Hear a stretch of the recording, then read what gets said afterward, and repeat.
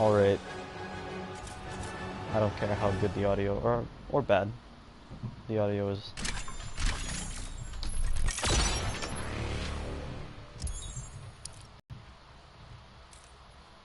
I already have this. Alright.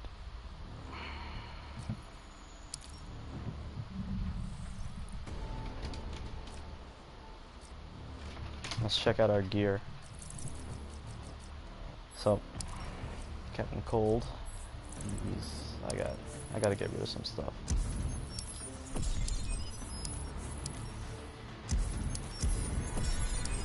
Alright. Ugh. Okay. Who else? I need to clear out Process, Swamp Thing, and Black Adam, and Grodd, I think. I don't know. Ooh, that's a lot of gear. Too bad he's not level 20. Well, I think it's just only one gear piece in the overflow. Yeah. Who else? What did I say? Swamp Thing. You can get that done. Oh, no. Well, okay, well. Just gotta go, yeah. Basic pants. Yeah, sorry, Swamp Thing. Do face cam. I don't have a face cam. If you read my message at the bottom bar, you'll see that there's donation. If you DM me, you can PayPal me money. Because I don't have a Patreon set up either, or I don't have anything. I'm doing this for the fun. I'm doing this for my fans. Let's see if we can break our record of 4 viewers. Well, we have no viewers right now.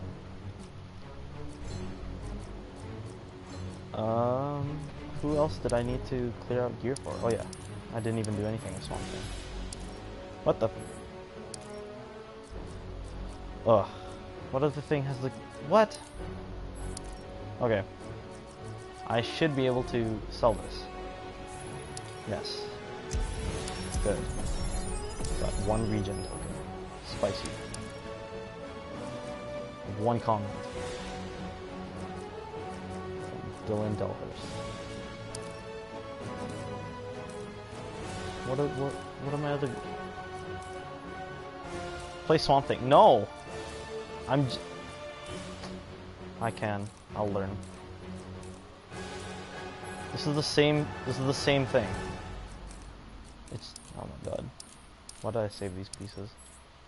Well, that'll be goal of the stream. But do Swamp Thing multiverse grind. What else? Clear out my Grodd gear. Actually, it says nobody's watching, but there are comments coming in. So if you're watching, Dylan, I can't tell, and I don't know. I mean, it doesn't really make a difference. But I can't seem to commentate and play at the same time. Okay, I think that should be enough. Okay, good. Sweet. Now, Swamp Thing, I guess. Yeah, I'll go into. Okay, here's what we could do. If you comment and tell me whether or not I should go tutorial or just straight into the multiverse, I'll just do whatever you say. So I'll just wait for the response. First response, do Swamp Thing with ASMR. Hello everyone, welcome back to Injustice 2. Fuck, the fan's too loud. Fuck, I can't. Okay. I'm also gonna turn down the music. Face reveal. I can't do a face reveal. I don't have a face cam. As you can see in the bottom bar, it says, "Please don't forget to donate." There's a delay. I know there's a delay. Multiverse. Okay, I'm going straight into the multiverse. There's a little bit of an echo in the room. The acoustics are pretty bad. I actually live in a basement, so I mean it's like an unfinished basement. So I mean, I don't know if it's safe either, but whatever. We'll deal with it. You know, it just emphasizes the struggle that we're gonna have to go through. So let's do Swamp Thing's Advanced Battle Simulator. We'll do it on Swamp Thing. We'll do it on medium. Play CS:GO, nerd. I would 1v1 me. In CS:GO, knife only. I don't even have a nice knife. I don't have any knife. I don't even own the game. I only own one game on Steam. It's Rivals of Aether. Ooh, Raiden with shader. You have offended nature. The thunder is mine to command. Cool. The green is stronger. Ooh. Yeah, okay. Jump in down. Hey, what's up? Okay, this is his back forward 3. 1v1 Cartoon Network Punch Time Explosion. Isn't that the Smash thing? Yep. I don't know what I'm doing. Okay, that's the grapple. Dash back, grapple. Oh, well, that's a shooting. Okay, that's the slide. That's the Raiden, chill out, Raiden. Ooh, that's the move. 1v1 on Club Penguin. Isn't that shut down? I actually never played Club Penguin as a kid. Damn it. Shirtless pick. I mean, I don't know. Oh shit! Fuck! Come on. I didn't defend. What? Yeah. Okay. There you go. Umaga. Boom. Oh, I got it. And ooh, I got it again. I'm awesome. No. You try to grab me, asshole. What the hell? Swamp Thing. Why are you so? The wise warrior admits It feels like when I'm playing Greninja in Smash Bros, except slower. Like he's just kind of slippery. Like look, his dash is kind of like a. It feels like I'm moving through water. Like I can feel it. Ooh, let's go. Swamp Thing wins. You're damn right, he wins. If what is that? Okay. Land 8 medium attacks during the match. Hey, we're almost halfway to our highest viewer count. Nice. I like that shader. Good right hood.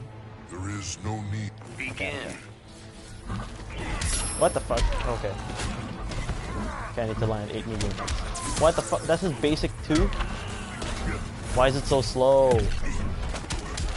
It's as slow as a back 3 or forward 3.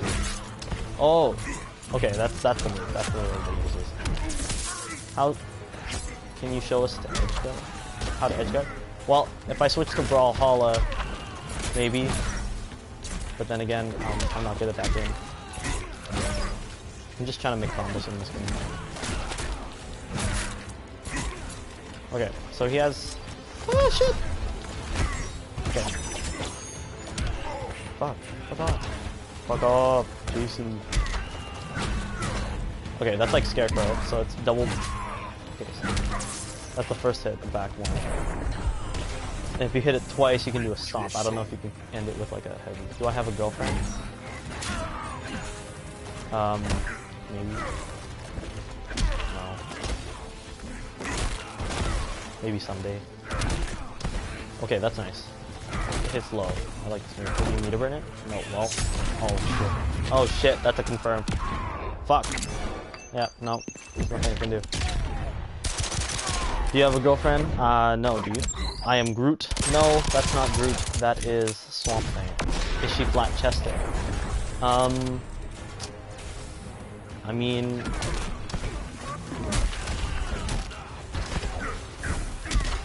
If we're... No. Okay, so first of all, I don't have a girlfriend. But if I did... Swamp Thing wins. her chest wouldn't be the determining factor, I don't think. I mean, it might bother me later on, but like, I don't know, if we're talking superficial aspects, then I don't know. I'm not a very good commentator, I'm just going off the comments. Alright, Robin. Begin. So we just faced off against one Robin, and there's another one. Boom! That's a combo. That's not a combo. Let's kick him. There's the combo now. Excuse me? Maybe. Doesn't matter. You know, you're willingly like associating yourself to me, to this channel. This will be posted and it'll stay on my channel. What the fuck? Actually, I really like Swamp Thing's like crouch. I think it's really hilarious. He just sinks into the floor, and no matter what stage it is, it's just liquid floor. Okay, that I'm never gonna. I don't want to do that move ever again. Okay, so his back forward. Let's do it. That's a low hit. Nice. Let's see if we can get the extra hits. 1, that's 2, that's 3, and that's. Oh fuck. Ah, fuck. I didn't get it. Let's go. I actually haven't used this trait yet. I don't even know what it does. Swamp Thing wins. Cool.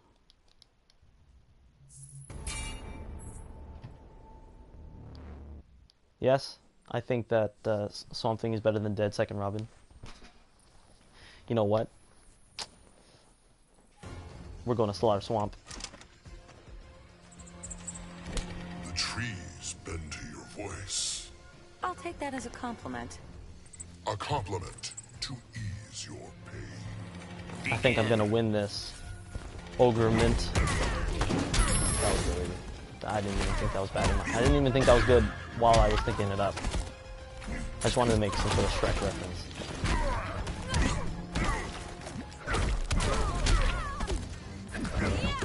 Oh, okay. Fuck. I like how I set up my custom with his weapon as a goddamn like wooden sword with like fungus or whatever mold coming out of it, glowing moss. Okay, so back 3 is down back 3. Protect the green. Reap what you have sown. Yep. That's true, Swamp Thing. Let's activate Abigail's Garden.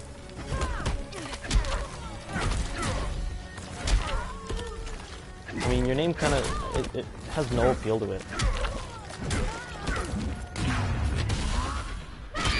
That's blocked.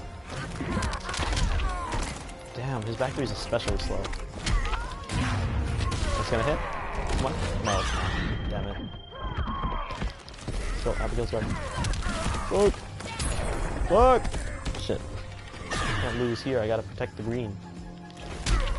Okay, let's go. Oh, you try to grab me. Cheeky. Nice. Okay. That's a combo, okay. That's a low hitting combo, okay. So, it doesn't, but it doesn't have much range to it though. Yay, we leveled up.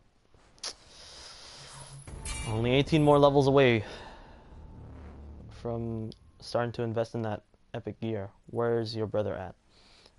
He is at his other residence right now. He's not here this weekend.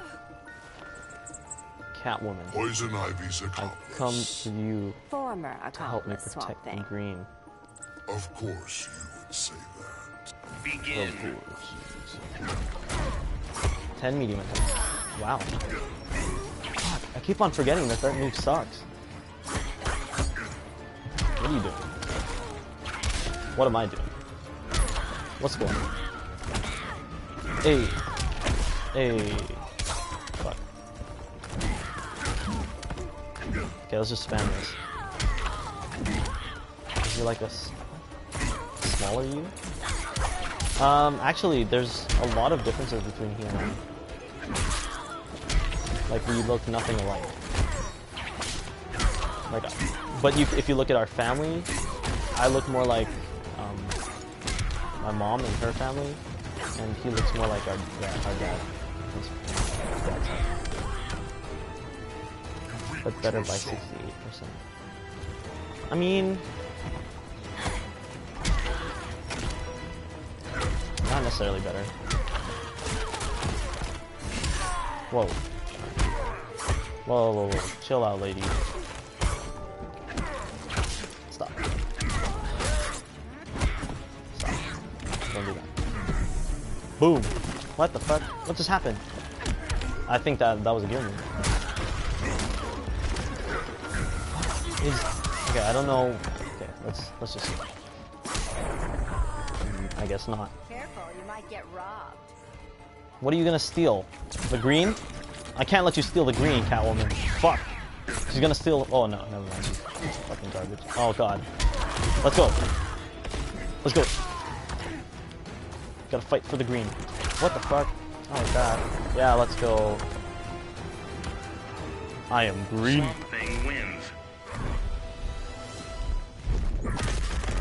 Nice. When are you going to stream Super Mario Odyssey? Here's the thing. I'm kind of short on money. I mean, you know, donation. Don't forget to donate.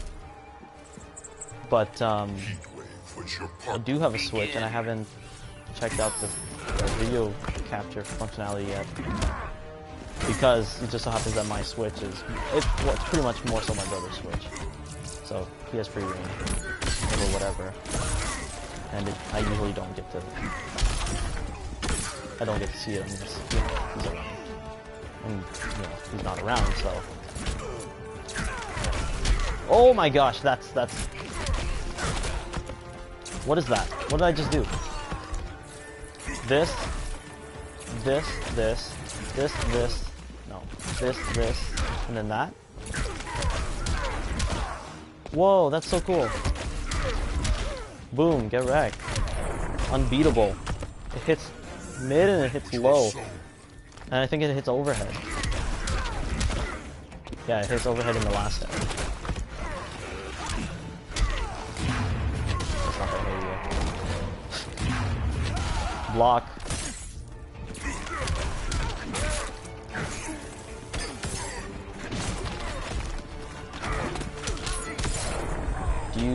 What? Are you keeping up with any anime? I started watching Trinity 7 like a month ago, or a month or two ago, and I stopped watching. No particular reason. I liked it so far. I like it so far. I'm thinking of starting Kaiji Ultimate Survivor. But in terms of new anime, I watched the Gigoku video on 2017 anime, and I don't know, nothing really exciting. God damn it. More Swamp Thing gear in the overflow. Okay, we're almost done. We're almost at Brainiac. Broken ass Brainiac. We're down to 1 viewer again. But he's sending his energy. So. Let's go. The red has cursed you. The red? Unjustly, to be sure. Okay, wait. There's a red? Okay, wait, what is the red like? What is it, just blood? Or is there something else to the red? Like, is there a blue? Is that the sky? Fuck. What do I think of the Boruto anime? I just watch reviews of it. Fuck! I just watch reviews of Boruto. I think so far I like. Okay, I don't like Boruto. I like Sarada's character, like as a whole, more than Boruto because, you know, like I feel like all the children are broken, but she's, you know, of the you know, main characters, right? If we're talking Boruto, like Sarada and like Mitsuki, I guess. Sarada's like one of the least broken. I mean, we don't know about like Mitsuki could just be hyped up or something or whatever. What the fuck? There, it's gonna continue. This timing is weird. But there are characters I do like and the characters I don't like. It's pretty much the characters that are supposed to be like awesome or whatever, like instantly likable. I don't like them. Like Boruto's the main character. I don't like him. The Kagura kid. I don't think he's as good as like other sort of rivals or whatever in other Naruto stories, like Part 1 or even Shippuden. Swamp Thing wins. I don't know.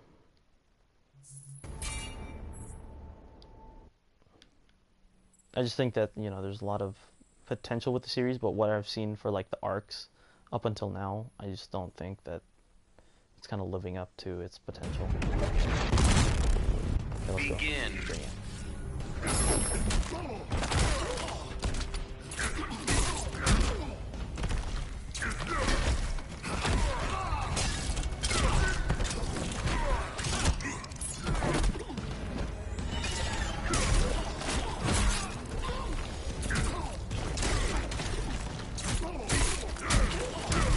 Whoa, shit.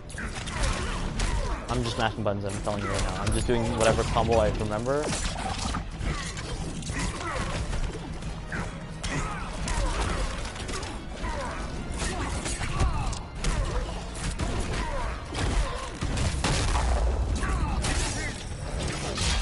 Oh shit. Ah, fuck. Ah, fuck. It's gonna hit me again. Ah, shit! I put in so much work too, man. So little accomplished. Yeah, I know. Fuck. There you go. The earth fights back. Yes. Look, see, this is what I'm talking about. It's just no matter where he is, he's in fucking Brainiac's ship, and it's like a swamp underneath him. Like everything's a swamp. I find that just hilarious. It's hilarious. Fuck off. What is your IRL name? Mark. Fuck off. Okay, he's gonna win.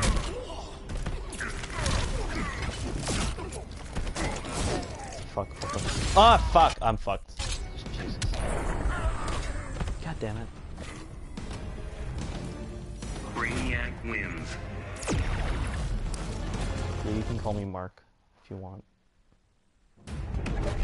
Begin. Okay, so same thing. I haven't watched Dragon Ball Super yet, but like it kind of has a whole thing where like it went through a period of just retelling the same story as like the movie, and like since then like okay, wait, just let me. Dragon Ball's a little bit harder because I haven't been following it too good.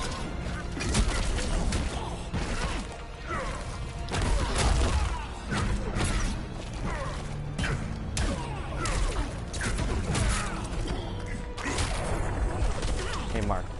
Hey, Captain Diffie. Oh hey, welcome back. There's more viewers now. Fuck! Okay, no, I'm not reading comments. Worth collecting. Fuck, what's wrong with... I'm glad he didn't comment. shit. Shit. Shit.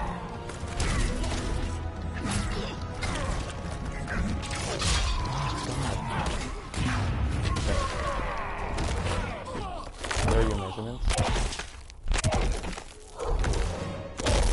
Actually, don't.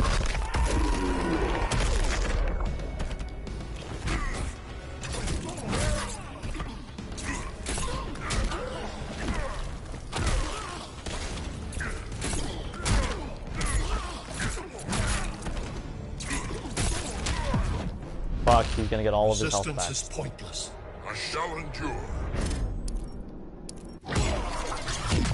Yep.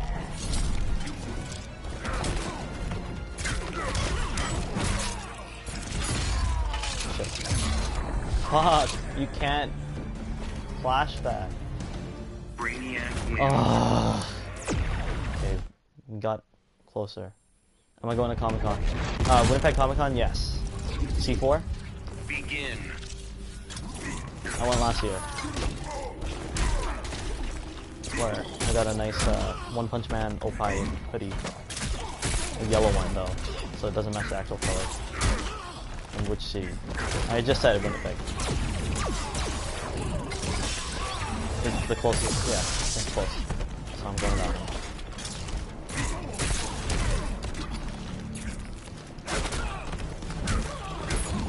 Boom. What day? I actually don't know yet.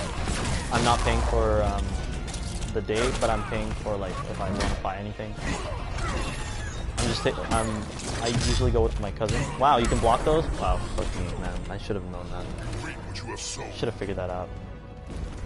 So bullshit though. Fuck! You! Oh my god, I'm so glad they're doing combo. Oh my god.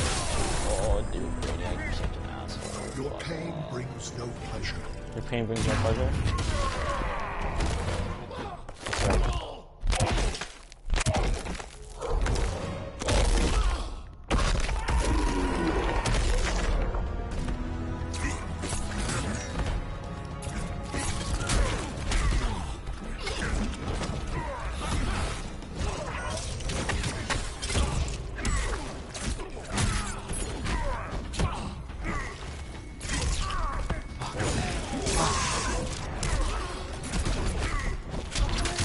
Oh shit.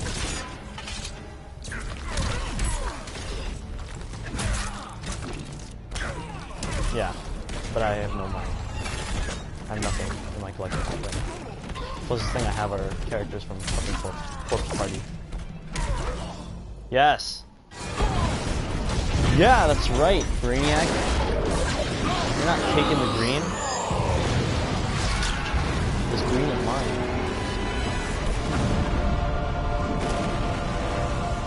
I am interested in figure collecting. I really want to get, right now, I'm interested in getting any kind of like, I don't know how I feel about like just static bust, sort of, Many throughout history manipulate or have underestimated the green. put into different This positions way, because Brainiac as a kid I was used to no have like different the from Bionicles, Superman or Batman. and They all thought like I've always grown up with upon nature. action figures with like fully articulated like joints, so I'm kind of just belonged to the green. More animals evolved. spoiled to just have that. Now, Isn't Corpse trees Party and about a bunch of plants will school remind kids these animals in a upon spooky whose place? planet they Yeah, it's a DS reside. game, 3DS game. I don't know if When the it's next on crisis any other comes, console, nature but will I got it protect at a itself. discounted price at EB I Games. stand the green, and the green alone. And yeah, I got it, and I haven't finished it yet. It's not necessarily because it's too spooky, but because I don't know. Originally, I wanted to play that game to get reference materials and how to make like a sort of horror visual novel kind of story with like an overworld. Multiverse Turmoil is expired. Well, that's too bad then. Eternal Sorrow, what is this? How long is that for? 4 minutes. Okay, well, I'll go play this because it's free. But yeah, I didn't beat Corpse Party yet. The story is okay so far. There's a lot of backtracking. Will you stream?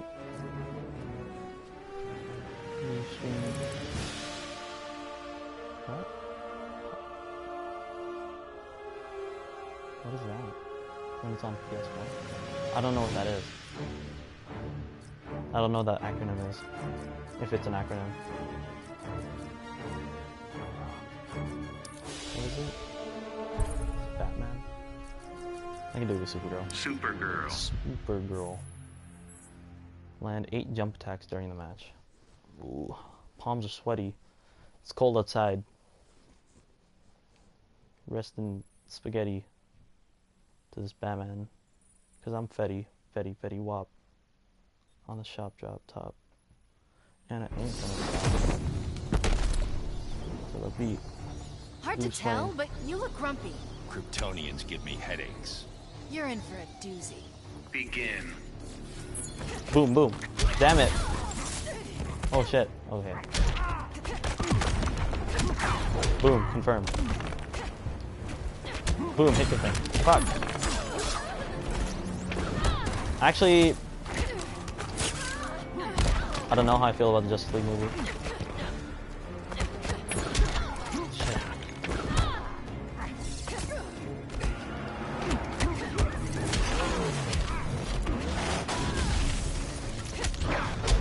I'm excited if they add costumes for that version. They don't need to do a Wonder Woman one.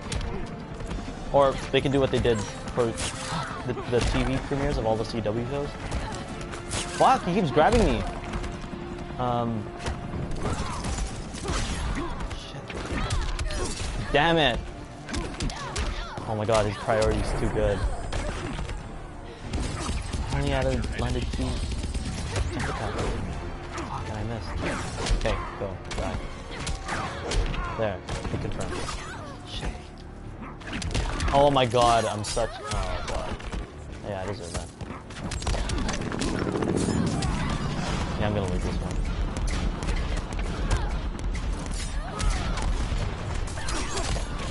Shit, this Batman's too good. Okay, I need to event select so that I don't get that penalty. Okay, let's retry with Red Hood. Red Hood. But yeah, don't duck during the fuck. Okay, no, we're reloading this challenge. There's no way I can't duck during the match. He's fucking Batman. Do you know Pomp? Isn't that like that? It's like a sound effect, right? Pomp. But yeah, Justice League. I'll watch it, but I don't know. I mean, I already knew the Wonder Woman story, and it was kind of like, it's kind of lame that they like had to add him as a love interest. Like, it would have been fine if they didn't kiss or whatever, but I don't know. It doesn't really take away or add on to the movie. I, like an idiot, like a shallow moviegoer or, you know, regular person, assume that the general was, or whatever, was was Ares. That's just for starters. I don't know. I mean, that's like the first layer. Anyone would think that. It's too good. Shit. Damn it! And he counted me.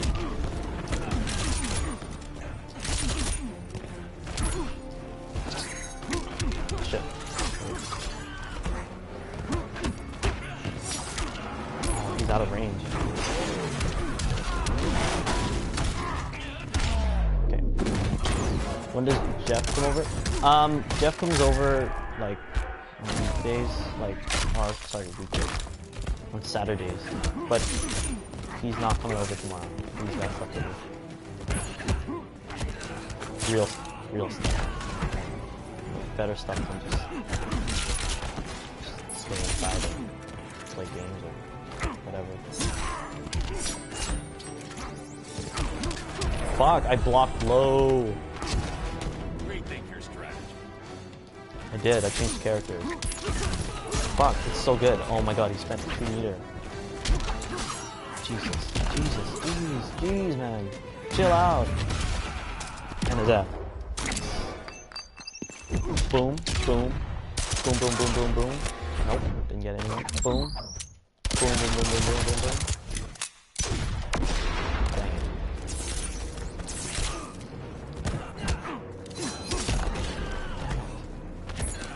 What did you think of Ares? Yeah, that's what I'm saying. I thought... Damn it. I thought Ares... Like, it was a good... Having it as... the guy from Harry Potter. It's kind of... I don't know. I mean, it made sense for his disguise, but the fact that he just kind of like... I think they... I can't remember. They had like CGI him for like a flashback or something to show that he was younger, and it was like, I don't know. But he doesn't look like that now.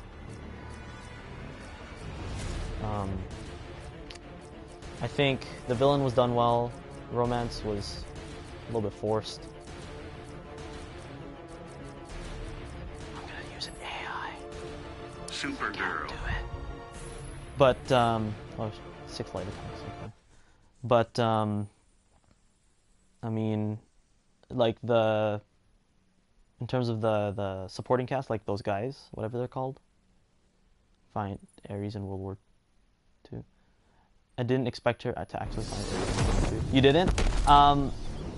There's an animated movie Let me which save has Kal-El. that whole thing You're where she not meets free, Chris and all that Superman. junk. You Okay, can't let's skip hold- this shit. Begin.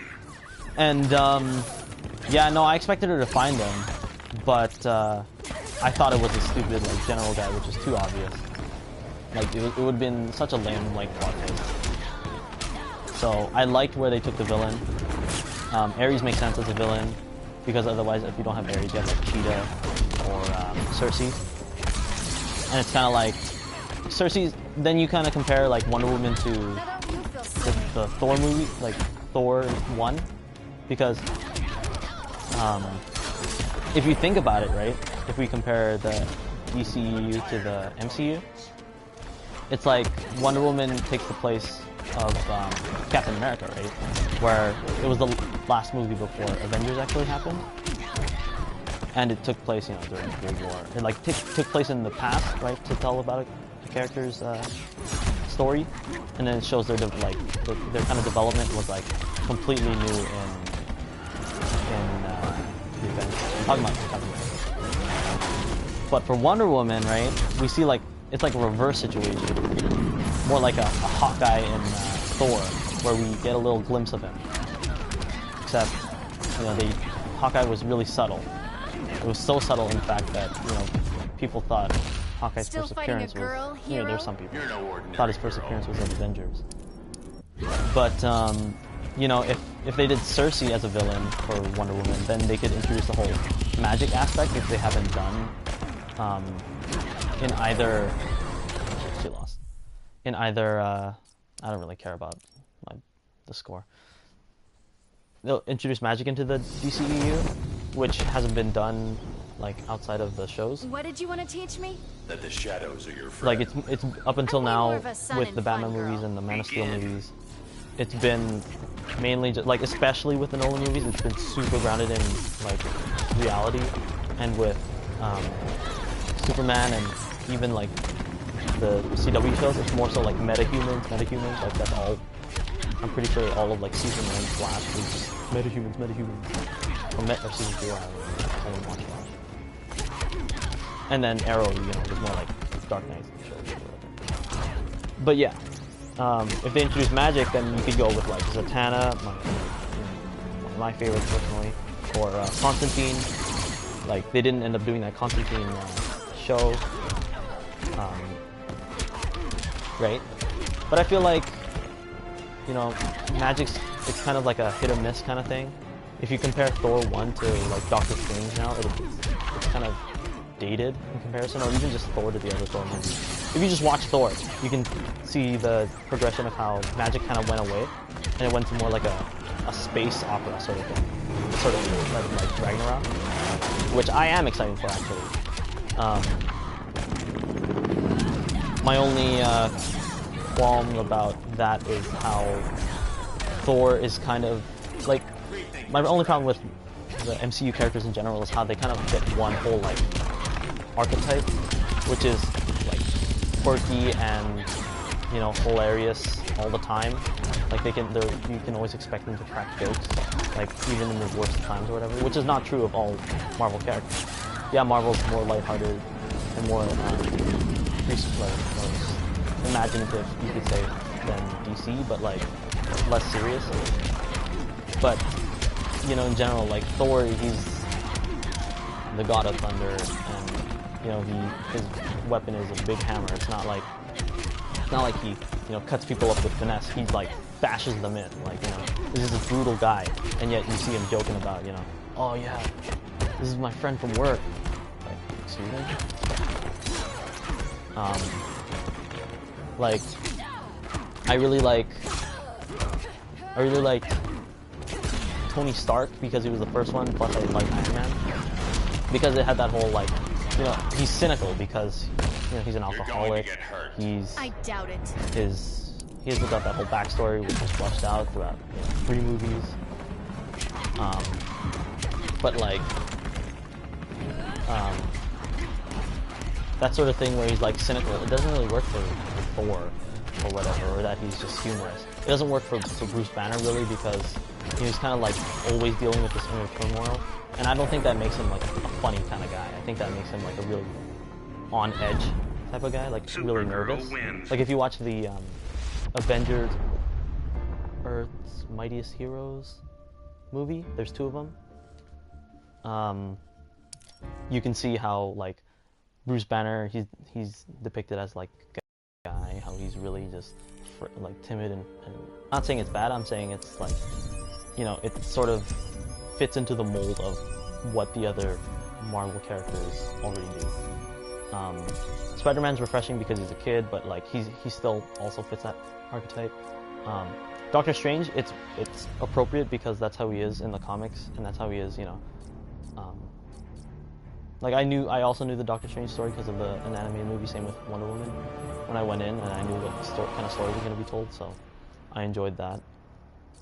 But yeah, like in my eyes, the only ones who really have a right to be, you know, cynical or just humorous in a bad spot, kind of is like Spider-Man, you know, Doctor Strange, maybe Iron Man, you know, but like someone like Thor, I don't know, someone like Star-Lord, like I don't, it seems to be like there's not a lot of super serious, you know, protagonists. Like you have Drax, and then I love David Bautista's performance, but then in Guardians 2 it just kind of they did the same thing, and you know, don't fix what ain't broke. But you know, you can't really just, it's a sequel, and so you're supposed to improve on characters' stories, but it only improved on Quill's. Drax, you know, you learn a little bit more about him, but he doesn't change, you know, necessarily. Like, I don't know, Black Widow, right? She's not a funny character. She's not supposed to be, you know, hilarious or comedic. And I'm just thinking, you know, based on how she appears, right? Like, I haven't read a lot of comics with her in them, but like, you know, whenever I think of my image of Black Widow, like apart from the movies, is like she's this serious lady. She's, you know, she's a killer. She's a spy. She's Russian. She was raised in Russia. So like, I don't even remember what I was fucking doing. So like, she's got this whole like, you know, seriousness about her that she has this whole, you know, I'm not necessarily cynical because I'm so deadly. Like, she's just so ready to kill. Like, she has like that killer instinct that, you know, doesn't leave any room for any quips or jokes. I don't remember what I pulled Firestorm gear. Who else? I mean, Hawkeye. That's 11 gear. Hawkeye, I don't really care. Barton can be whatever. I don't care. It's like the same thing. Like with what they're doing and what they had to do with Arrow, like they kind of changed up his story with the show.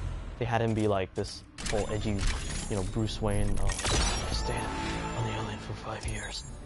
You failed the city, and then he starts, you know, killing people in the first season, and then he stops killing people because, I mean, I guess it had plot connection, but whatever. Shut up. I know I was gonna mention his family, but I just don't care. I don't care about Hawkeye's family. Like, it's not even his daughter that becomes Hawkeye's second. It's like, why? Really, if you think about it, the whole formula with Marvel characters is like, what the fuck is it? Is, you know, can they crack a good joke? Like, when they're writing up the scripts or whatever, it's like, can they crack a good joke now? And then they do. Can they be badass now? And then they are. You know? And it kind of just like has this whole back and forth of, okay, they're cool now. Okay, well they're being, you know, funny now. Okay, well they're being sad now because something bad happened to them. But it's okay. They're the hero, so they're gonna fix everything. It's too melodramatic, and yet it makes so many dollars because of the whole legacy. In my opinion, Iron Man 1, like a lot of people say it's the best one, you know, and it might be because of their bias, because it's like, you know, the first one, and after that, you know, by just if you can observe, you know, it's gotten technically worse. And so if you start at Iron Man, there's no way it can be worse than, what's the most recent one? I mean, I guess Thor's coming out soon, right? There's no way that Iron Man 1 could be worse than Thor. But I don't necessarily rank it at number 1. I don't even rank, and I don't think, you know, to be honest, I don't really think the other 2 Iron Man movies are that much better. It's just kind of like rehashing. Jon Favreau is a good director. He is a good director, and then I don't remember the reason why he decided not to direct 3. I don't know why they didn't have him, because, you know, he's in the movie, and, you know, there's that whole symbolism or whatever that they did in terms of like fourth wall symbolism or fourth wall irony, that like he's like handicapped throughout the whole movie, so, you know, we don't see him as much or whatever, or he can't do anything, right? That he's not there to whatever be there for Iron Man. But I don't know. I think I watched Captain America, the first one, not too long ago. Like, it was within this year, a few months ago, and then, you know, a long time ago before that, like a year or 2. But watching it recently, I find that it's not so bad. It's definitely one of the better ones out of the first few. Assassin's Creed Origins available now. I don't care. And then I'd say, okay, so wait, what are them? It's Iron Man, then Hulk, then Iron Man 2, then Thor, then Captain America. Okay, so Iron Man 2 is the worst one. I like Whiplash. I don't like what they did with Whiplash. You know, Iron Man villains can be chalked up to this. It's Iron Man. He's got a guy who, from his past, that wants revenge because, you know, he did some wrong in his past, either his dad or he did because he's an asshole, or his dad's an asshole, or, you know, the Starks are fucking assholes. And then it comes back to bite them. They beat up the guy initially or whatever. It seems like, oh yeah, and then Tony flexes. He's all like, yeah, I'm Iron Man. I'm the best. I can still, you know, protect everyone. And then frickin' the guy comes up with his own Iron Man suit. Like, it's pretty much just an Iron Man suit. It's insert villain, like Ghost, right? If we see Ghost in an Iron Man movie, it's not gonna be Ghost who, you know, he's so nimble, he can go through things. He, like, seriously, he can phase through arc reactor blasts. No, we're gonna see Ghost in a like an Iron Man-esque looking suit, and he's gonna be, you know, flying around using Tony's technology against him. That's what it's gonna be. I swear, if they're gonna introduce Ghost. That's what happened with Ironmonger makes sense because that's Ironmonger. Like Titanium Man makes sense because it's Titanium Man. They haven't done him yet. And I find that like if we're going down the route of like easy to introduce villains, Titanium Man's like the next one to go. You could even say he's like not Russian necessarily, but Sokovian, because it seems like Sokovia is coming back to bite them. You could say that, you know, now here's the thing. I was going on a little tangent. If they bring in Titanium Man, I swear, like Justin Hammer Titanium Man, I swear they cannot just, you know, let him go as a character, as a villain. They cannot kill him. Like Whiplash, like Mickey Rourke, I don't think Mickey Rourke would come back anyway. But, you know, it's like, oh man, this guy's got, like, he's the parallel to Tony. He's like the foil of Tony, the foil. But then he gets killed because Rhodey and Tony just so happened to have fought earlier in the movie, and they figured out something really broken that Tony couldn't have done on his own. What hero do you think they will kill first? I want them to kill Tony because Robert Downey Jr. is making too much money, and he's I want to see what the MCU can do without him, like without Robert Downey Jr. Not necessarily without Iron Man or without Tony, but without Robert Downey Jr.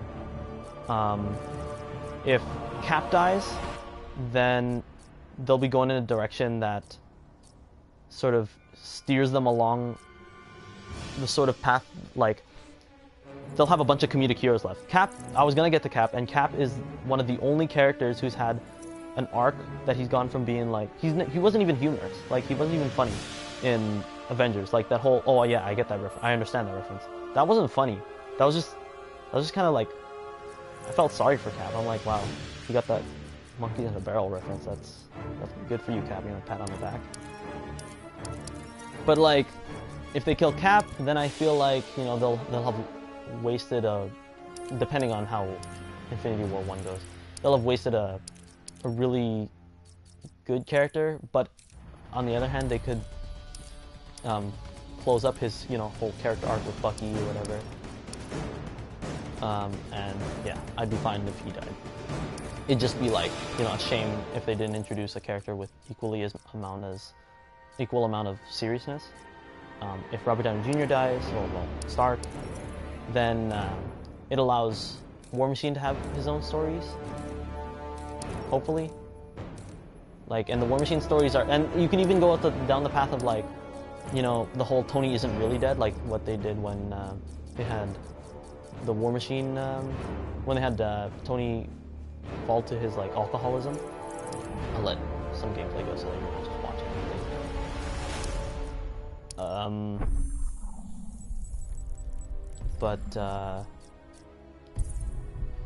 Yeah, I think, you know, I think a standalone War Machine movie could fly at this point. But it's being like, you know, that's what it is. It's like Iron Man is sort of this thing, this big thing that people are expecting. When's Tony gonna show up? When's Iron Man gonna show up? You know, he showed up in Spider-Man. He's in the trailer, right? So he's gonna be in like the movie. But he wasn't even in much of the movie. But he still had that huge presence, and that's a not necessarily like takes away from like Spider-Man, but it's just like you take away Tony from Spider-Man Homecoming. And then what are you left with in terms of like, you know, they don't have Uncle Ben. Uncle Ben's already dead. So, you know, Tony made sense to have. But then after that, like, he's not mentoring anyone anymore. You know, he doesn't do much like team up stuff with Rhodey anyway. Like, we only see them team up in 2, and then like any Avengers like stuff. We don't see them team up really in 3. He had a good amount of presence in the poster. Yeah. Careful, you'll catch cold. I don't know. I don't even remember what it said, so I can't make a full comment.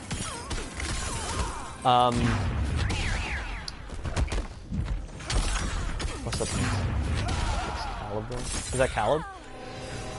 Hey Caleb, we're talking about MCU and the DCU, more so MCU because Thor's coming out and Justice League's coming out. It is Caleb. Well, hey, it's the meme lord himself, or no, not the meme lord. I think someone else has that title. But Caleb, you're definitely the walking meme. Starring Andrew Lincoln. But yeah, so MCU. Who do I think is gonna die? Definitively, Iron Man. I think Iron Man's gonna die. Finally, a shot at the I kind of hope that he's gonna die.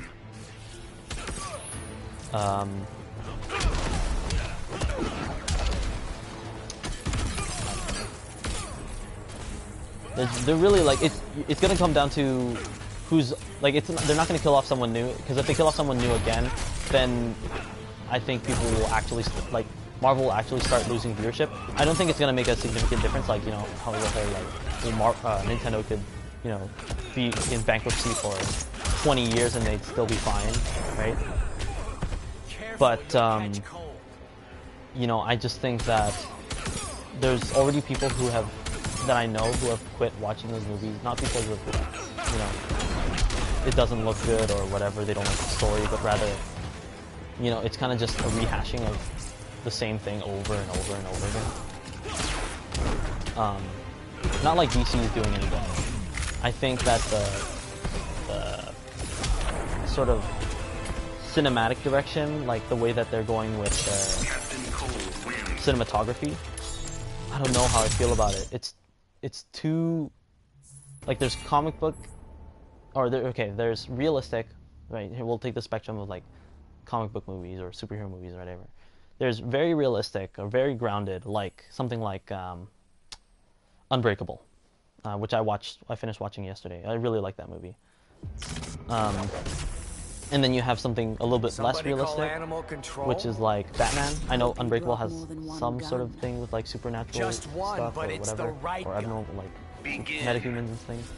But with I definitely recommend Unbreakable, even though it's by M. Night Shyamalan. To ruin Crisis on Infinite Earths. Oh man, they're gonna, I swear, okay, Crisis on Infinite Earths, I think it's gonna happen in the CW before it happens in the movies. If DC is shaking in their boots to pump out a good movie, if Justice League doesn't do well, I don't remember which movie the first one. I think it's Aquaman, and then Cyborg, and then Flash. Designed this gun myself. But no matter what it is, like, they're gonna try their hardest, if Justice League tanks, to go into Crisis on Infinite Earths, and it's gonna be bad. And then they're gonna also try to do it in the CW because they're also like, losing viewership in the series on TV. But like, I don't know, they can't do these big teams, like, you know, the real setup for this DCEU is only just Man of Steel, Batman v Superman, Wonder Woman, and then Justice League. Like, I don't need to emphasize it any more than that because, like, and it doesn't need to be emphasized by anyone any more than that because it's just so ridiculous when you consider how, you know, short of a time span it is, and it's kind of like they went into, oh sorry, Suicide Squad, I didn't count Suicide Squad. But like, when you think about it, what's the Suicide Squad gonna do for the DC? Still wearing the they're gonna be what? They're gonna join the Justice League? That's never gonna happen. Begin. But like these big, like, you know, ensemble stories or like cross-wide events, right? Like Blackest Night, Brightest Day, like you could say War of Light, Crisis on Infinite Earths, even what's happening right now, Dark Knight's Metal. Like, that would just be, you know, a headache for anyone. And I think, and I honestly don't think that, again, like would an animated movie be able to fill in for Dark Knight's Metal? I don't know, I thought Flashpoint, the animated movie with Flashpoint, I thought it was okay. But yeah, it didn't really, it had enough, like, the pacing was good enough, but it kind of was like, it was like basic, you know, alternate world, alternate reality. Oh, Flash, he ran to this world, and then he needs to run out of it again. And it's like, you see the whole, okay, well, there's Thomas Wayne, Batman, there's Skinny Superman, or whatever, Deprived Superman, you could say, Atlanteans versus Amazons. You'd have, like, the guy who... Your first man at 6. Which one? Do you think they, DC, you could do Bet your Flashpoint? mama's real proud. Begin. So that's the thing. What they showed... Okay, if we're talking... Okay, we'll break this down a little bit. So if we go by effects, of course they can shell out the money. But then, if we're talking, like, the transition into different worlds, like, how they're gonna do it, they're gonna go for the most extravagant, extra, most CGI-heavy thing that they can ever do to show Ezra Miller running, you know, into somewhere alternate dimension, you know? Like, you see how, like, the Flash kind of runs in Injustice 2, right? It's just gonna be that, except, like, you know, he's gonna see some bullshit, like, change happen. He's gonna, you know, like, see his memories of him and his mom, like, as he goes back into the past. It's gonna be so convoluted, in terms of effects. But in terms of story, like, they were able to, the animated movie was able to wrap up, like, establish a movie and then wrap it up, all in the allotted time for a conventional movie. So, but so it kind of comes down to, like, I don't think that the writing would be We don't have to fight, Snark. I like that chess piece. Would be any terrible. To the rogues. Begin. But for sure, like, it all goes into who you want to cast in their performance. So obviously you're gonna have Gal Gadot as and, Wonder Woman. You're gonna have what's his face? Khal Drogo. You're gonna have Jason Momoa as Aquaman, which is good because they're already established actors and characters. We're gonna see them, you know. And if Aquaman isn't brutal, like, I feel, okay, another tangent again. You won't make it back I to promise I'm Central gonna City. come back to this main point. But I see, like, in terms of the dynamic between the Justice League, the JLA, and the Avengers, right now, Aquaman is being portrayed as, and it's, you can't blame the fact that, Jason Momoa was fucking jacked. Like, he played Conan, he played Khal Drogo in Game of Thrones, he's a big dude. Like, he's huge. But yeah, I see him being, placed in this sort of, like, position as Thor. Like, he's the parallel to Thor in the Avengers, right? He's this big buff guy, he's, royalty, he's got this big position. But then, it already seems from the trailer that he's very humorous. And I hope they don't make him too humorous, because in Game of Thrones, he barely spoke a thing, like, especially in English.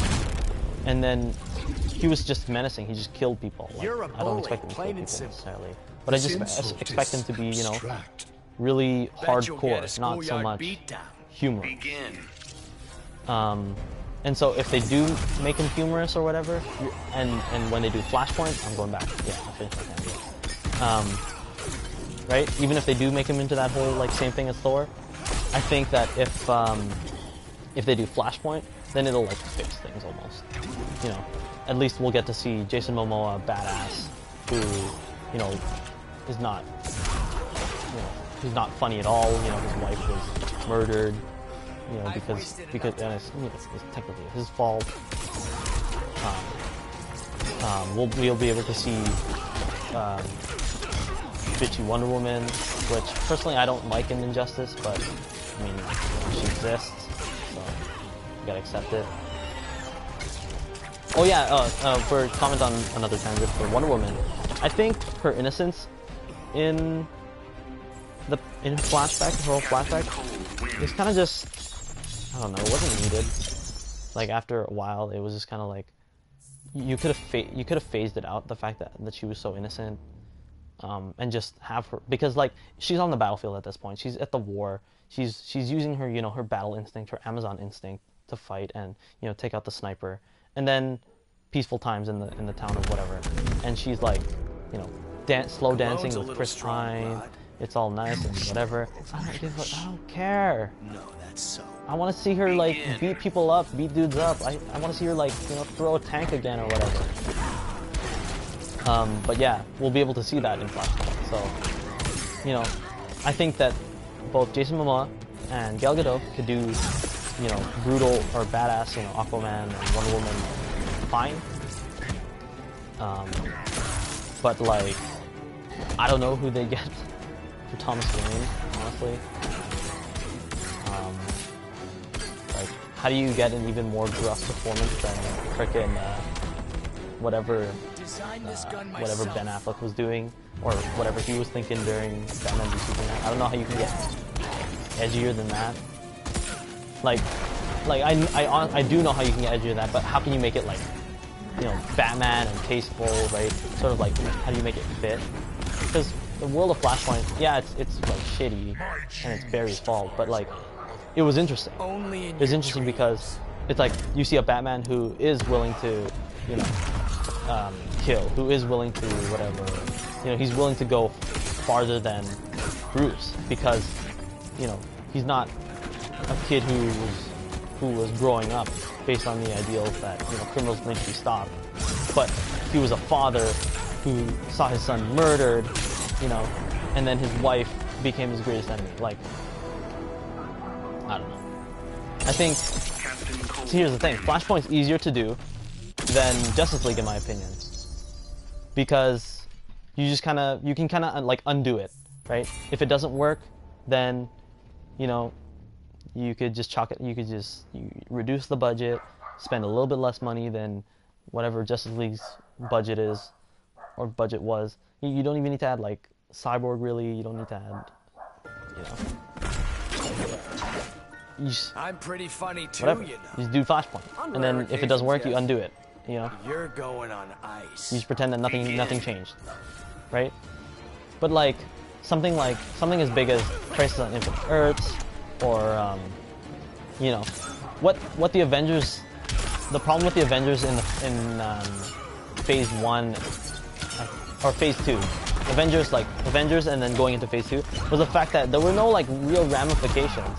Like we just have to believe that Tony has like PTSD now because he went into the wormhole, and now he's also getting attacked by this guy from his past. Like, you know, it's just Tony dealing with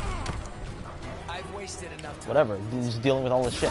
Like, I don't know. I mean, I guess that in the essence of Iron Man, that is Iron Man. But like, at the cost of like messing up extremists and like wasting AIM and you know, making another and wasting the Mandarin. I swear, man. Like, granted, we did get All Hail the King as a Marvel one-shot. If you haven't watched it, you should go watch it. It kind of fixed what they did to what they did in Iron Man 3, but like, I don't expect Robert Downey Jr. to do another standalone Iron Man movie. I swear, I don't. Like, I don't think we're gonna see the Mandarin, and it's a damn shame. But like, the problem with Phase 2 right after the Avengers was no ramifications, no extension, you know. I don't want to fight you, kid. He didn't call any of the Avengers, you know. There was no mention of it, right? Later on, we find that Thor was between other realms, right? We find that what is he doing? Cap's working for Shield. But like, if Cap's working, but then even then, right? We had at the end of Iron Man, Iron Man 1, we had Shield come in, right? And then in Iron Man 2, we had Black Widow come in. And Nick Fury. But then in 3, we have none of that. It just, it boggles the mind. Like, what happened? Did the Avengers just kind of like disappear? Or they like, you know, people like hate them? Because I honestly don't think they hated them until the until Ultron.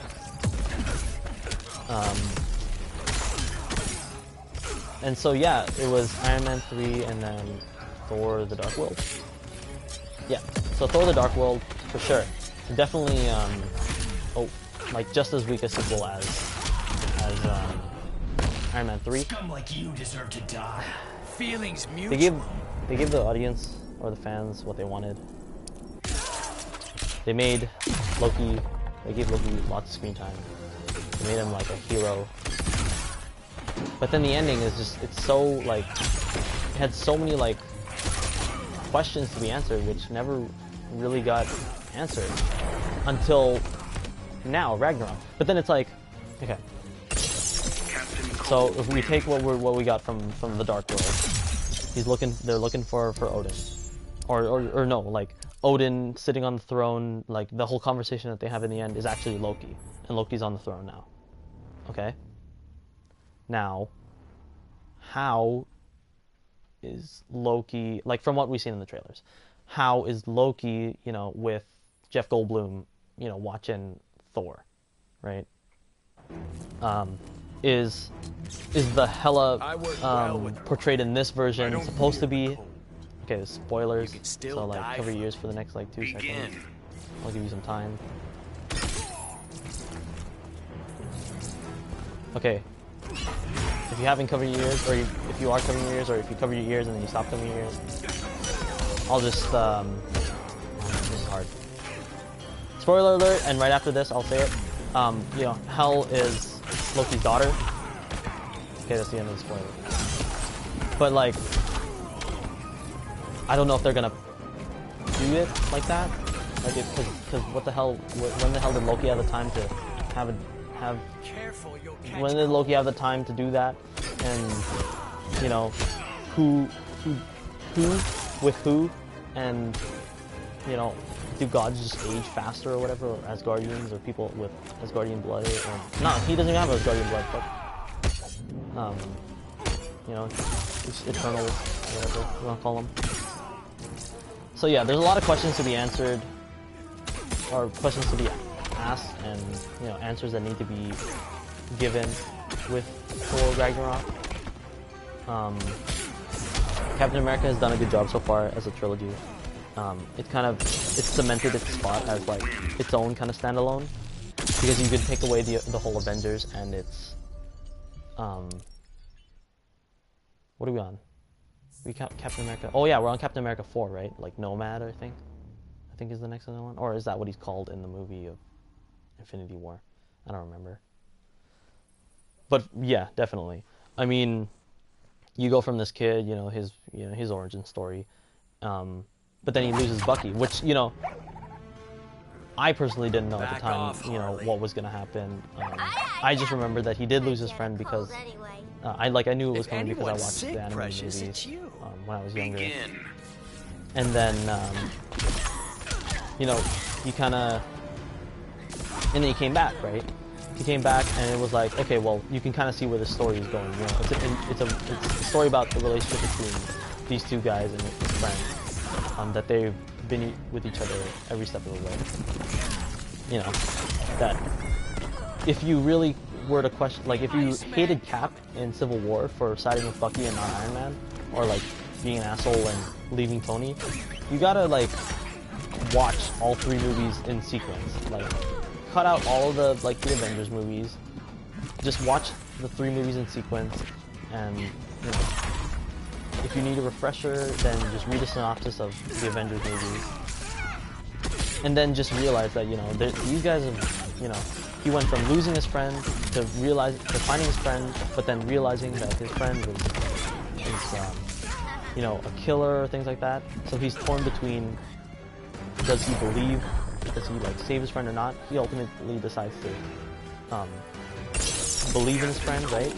Which you think, oh well, you know, Captain America anti-Reg, you know, he's just an asshole. He's, you know, do you think that they would make Avengers with an original story that isn't inspired based on an existing comic? See, that's the thing. They can, and people would buy it and people would watch it.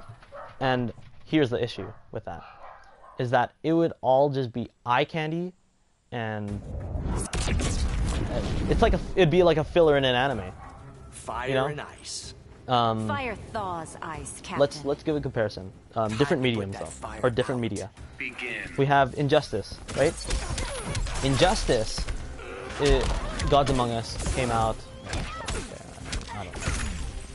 But you know, it was kind of expected right from the get-go, if it wasn't, you know, necessarily announced. It was expected from the get-go to have a comic book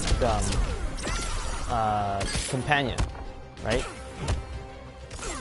But instead of just doing a rehashing of, you know, everything that we saw through the game story, instead we see, you know, Injustice, like, you know, we pick it up from where the heroes travel through the multiverse, right? And then we play on the side of the good versions of those guys, like, you know, good Superman and all that stuff. Instead of doing that, we see what happened in that span of like 5+ years of the regime, which is like, it's so interesting. It adds more depth to the story, right? Which, because a game can sometimes be limited, especially like a fighting game, right? Can be limited. We see that, you know, Injustice is a huge world. It's a huge, you know, like, no, it's not canon to like the New 52 necessarily, or, you know, the original multiverse or whatever, the established multiverse. But it's definitely like a strong, developed story, right? And, you know, the character, it allows for what ifs, but contained into like a whole cohesive narrative, which is amazing. And then as each game comes out, it's kind of like, okay, we're in Injustice year 5, like Injustice 1, Gods Among Us year 5. Playing the hero, and that's where it's gonna end for now. But then Injustice 2 comes out, most kids only have one dad, and then we pick up the story again because it's been even longer. And, you know, in the video game, we don't even have that whole other alternate world where there are good guys and there are bad guys. We don't have good Superman. Like, in the game, we only have asshole Superman. There are inconsistencies, yeah, like in the game, but that's to be expected from the media, from the medium, because it's like, we need to add some new characters, but, you know, we need to stay consistent with the story. So let's have Damian be, you know, Nightwing in the story, but Robin base gameplay or whatever. And let's like cut his hair so he's not like, you know, a freaking Kiss. So he doesn't look like a member of Kiss, like really edgy.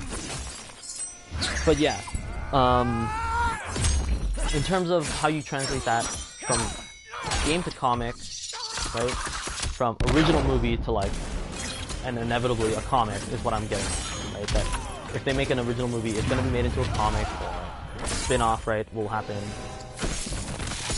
Then if I'm just thinking like, instead of like what story would it be, like what would the story be about, but rather just would it do well? It'll do well commercially. Come on, surprise me. Would it You're on thin ice. Stand the test of time? I don't think so, honestly. Because you know, a good movie isn't hallmarked by, you know, visual achievements alone. You know, the story is very important, and especially with how already melodramatic all the Marvel Cinematic Universe movies are. Like, if you seriously come up, like, I think they would go for the biggest thing. They try to make it, you know, so good, so original, and it kind of hinges on the scriptwriter and director. Hey, Dad. What do I want to eat? I don't know. Beetle. Snow goggles? Really? They go with the theme, kid. Begin. I'm actually streaming right now. Yeah, I'm actually streaming right now. People are watching my stream. I have 3 viewers. We're actually talking about, well, I'm talking about some Marvel stuff. Does the stream have anything to say? If you have anything to say, chat, just type it in the stream, my dad will see it. There's a little bit of a delay, like 3 seconds. Designed this gun myself. No.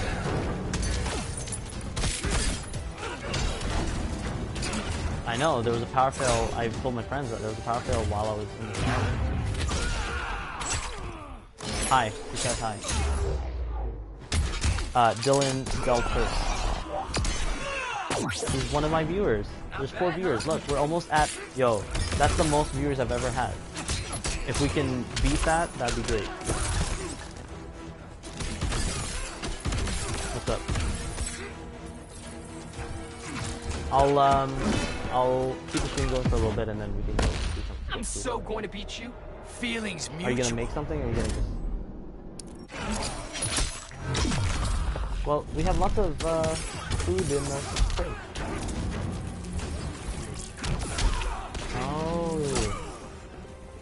Can you make egg rolls or something? Can you make egg rolls can you make something with the egg rolls? I know like that's gonna be extra work, but I'm just asking if that's something. But yeah. Oh, chat went back down to 2. But anyways, I don't know if my rambling is interesting. I'm very self-conscious about just, you know, talking. I'm kind of talking to myself, but, you know, I think I have this, you know, what is it? What do you think about storytelling in video games? Okay, I'm going to respond to that question with a question. Who the hell are you? What video games are you referring to specifically? What kinds of video games? Begin. You know, if you give me I got a question. I'm excited to see Thanos. Man, I was excited to see Ultron. And what did I get? I got some sarcastic, you know, got like David Spader, you know, and it didn't last long. I was excited to see the Mandarin. I got, you know, wrecked. I wanted to see, you know, the Wasp, or sorry, Yellow Jacket. I got, you know, it was underwhelming as well.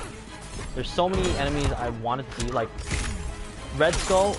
Like I honestly think Captain America has some of the like weaker villains, but like I don't know. I mean, I don't know. I'm not really excited to see. But yeah, if but Dylan, your question, if you could specify, I'll start with that and then go into whatever tangents I'm gonna go off into. So I'll just give you, you know, what kind of storytelling you mean specifically. Like, until I see if you commented or whatever. You know, we could talk about how there are heavy story-based video games like RPGs, standard video games. Come on, deadass. Okay, I'm gonna closing the door changes anything. Oh, I'm all done talking. Begin. Well, no, that didn't change anything. But yeah, I mean, standard. What's standard? You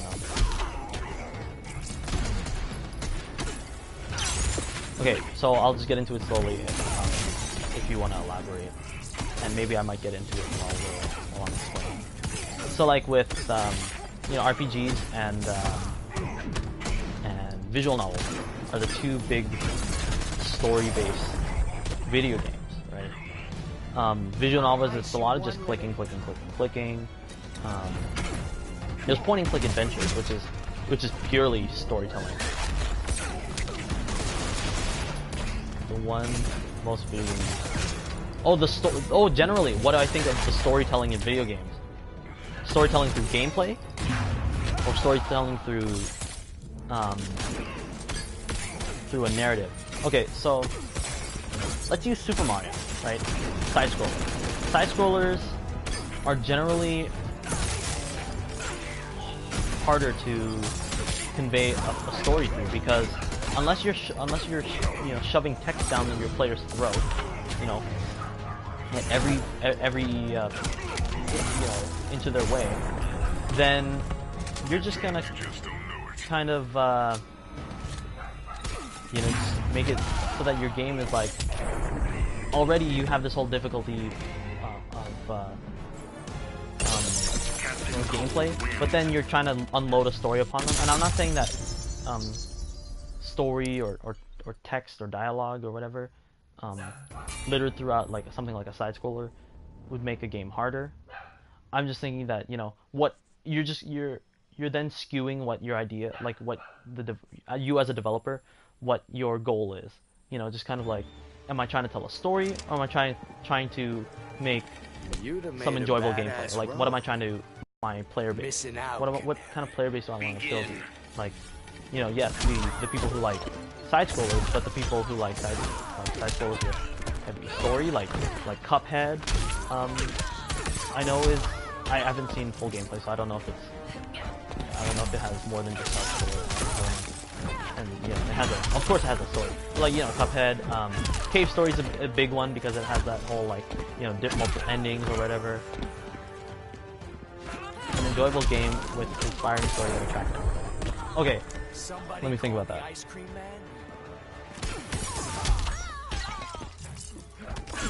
Enjoyable game, inspiring story.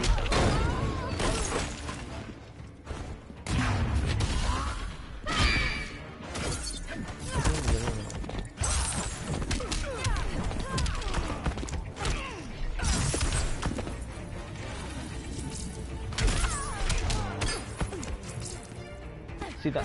No, but then that's the thing. Like the storytelling in games. Okay, if you're asking, okay, wait, an enjoyable game with an inspiring story that attracts everybody. Okay, so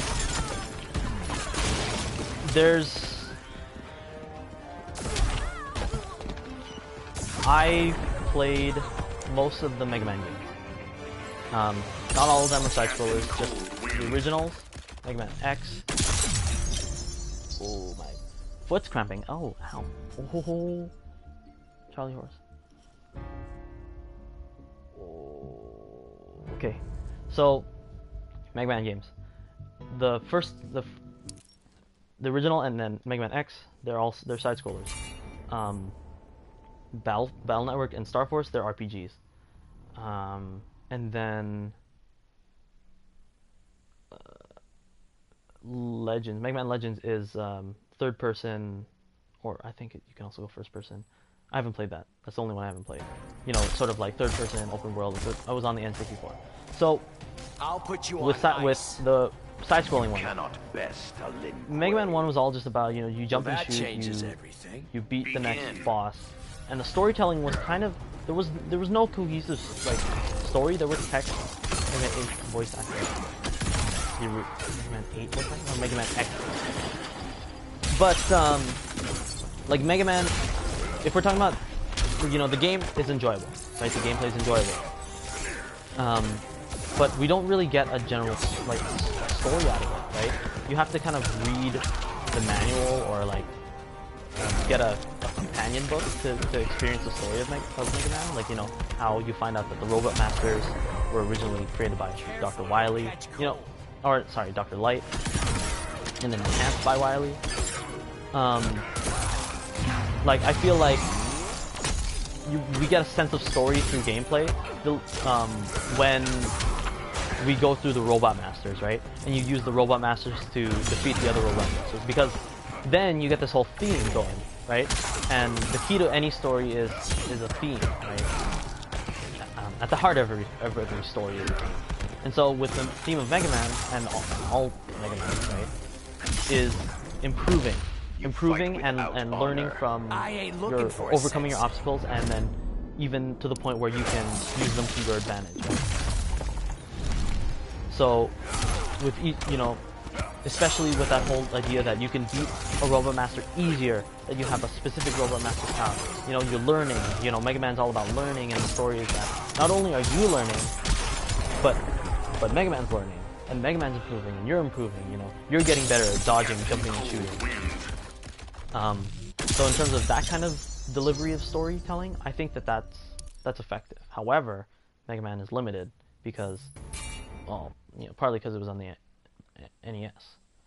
Mega Man X, however, it builds on that whole improving idea, like, even more, and I'm kind of taking what I'm saying from, like, these aren't necessarily my own, like, points. I don't want to fight I'm taking this from Ego Raptor's Sequelitis video, so you could just watch that changes everything. But, like, my whole stance on it is that, you know, he doesn't really mention that, he does mention the whole improving thing and, like, learning and all things like that.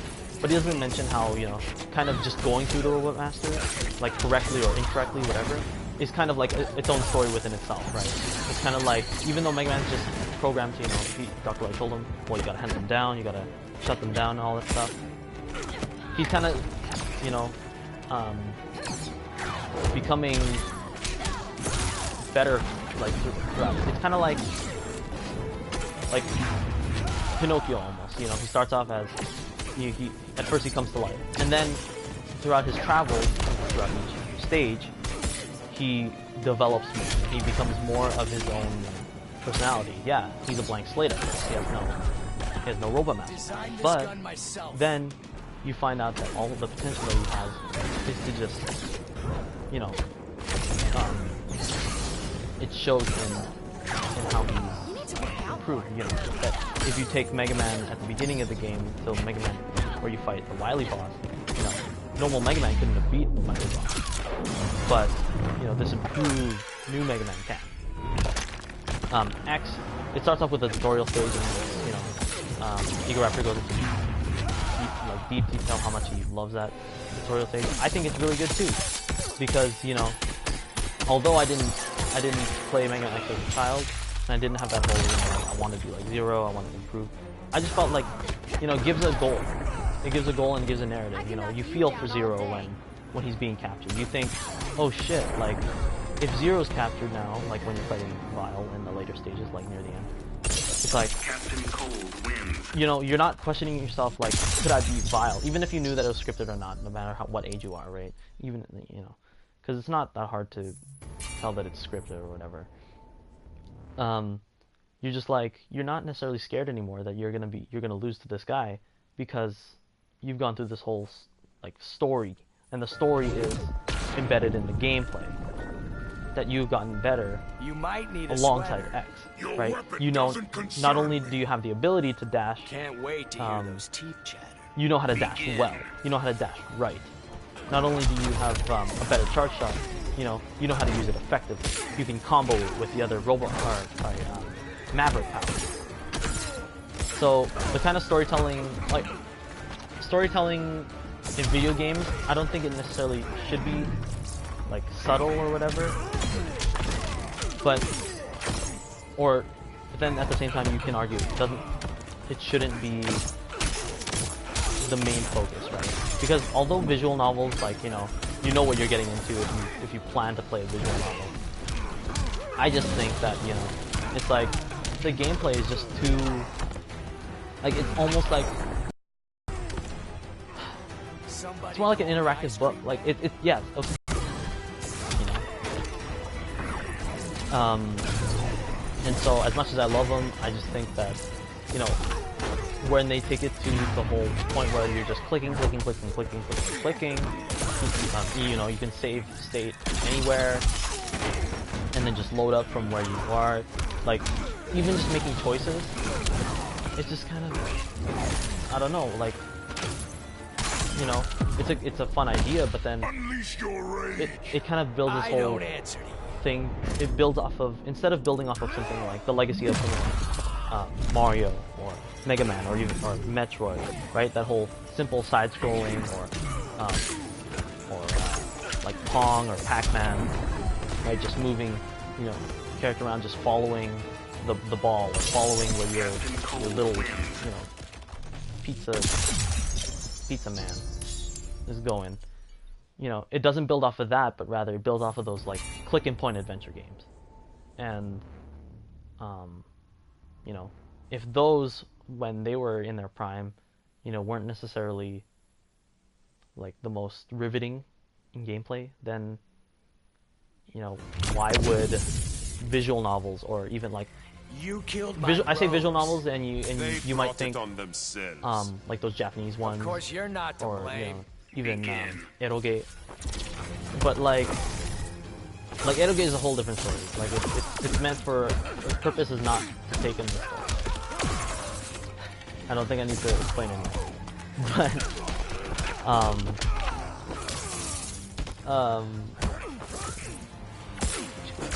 but like the whole you know, point and click adventure, you choose your own path, you experience the story, it's more story than gameplay. That includes like by those standards, it includes like stuff like Telltale games. It includes games like other than Telltale games, like Until Dawn. And I think choices in video games that affect the story, right, are good. But here's where you come in with like, please explain it. I knew you were gonna say that too. Like, whatever. Eroge has the same function as ecchi anime, and by itch I mean like H anime. It's the same purpose. You know? However, that's why it's kind of like refreshing for me when I do find an ecchi anime that has like a story, and then you can see the story progresses. Not necessarily a story revolving, you know, the ecchi part, but a story that, you know, progresses, and as it progresses, you know, the ecchi kind of acts as like a pivotal, you know, game changer, right?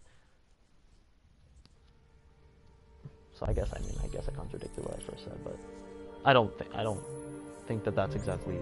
I don't think they go part and parcel necessarily. But yeah, did I just get beat? Oh, what level is Captain Cold? Got beat by Black Adam. God damn it. Okay, well, back into the Captain Cold. Back into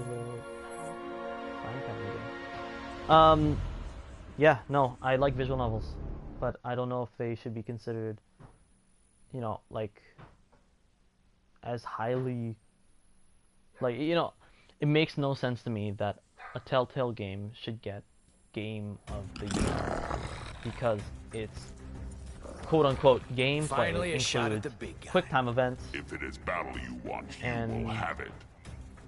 You're going on looking ice. like like even worse point and click, like if you're playing Sonic, even worse point and click than, you know, original point and click.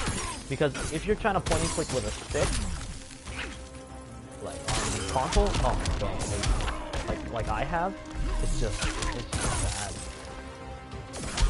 You know, there's an emphasis on visuals, right, in visual novels and in cinematic games or whatever. Myself. But then it doesn't get pardoned on the fact that there were so many glitches when I played Telltale Batman. Like I had so many glitches. I had Bruce Wayne, like he had a whole friggin' scene where his head was just like stuck. Like he was walking up to Commissioner Gordon or Lieutenant Gordon, and his head was just looking like somewhere off in the distance. It's like, excuse me, like I'm pretty sure he's not supposed to be like avoiding his gaze at all costs. And near the end of that scene, it just became like more ridiculous because just as it was about to fade out, Bruce's head just kind of like friggin' wonked, like all about. It's just like, oh man, like horror game-esque. But yeah, I think that I don't want to fight you, kid. Then stop and listen to I think that each type of game you don't get off that can deliver good gameplay and a good story, like through that gameplay, or like, okay, so side scrollers, like, you know, platformers, things like that. The gameplay, you're not necessarily restricted, but it's easier on you if you tell your story through your gameplay. For RPGs, it's kind of like that gateway almost to visual novel where it's, you know, it's slower paced gameplay, but then you have that whole aspect of leveling up. You have that whole aspect of you know, being there and choosing. I'll ice you one limited. Who would you cast in an Injustice movie? Nice question. I would cast. What's up? Which one? Are you making it? Okay. Yeah. Okay, stream, I'll be right back. Just hang on tight. I'll answer that question.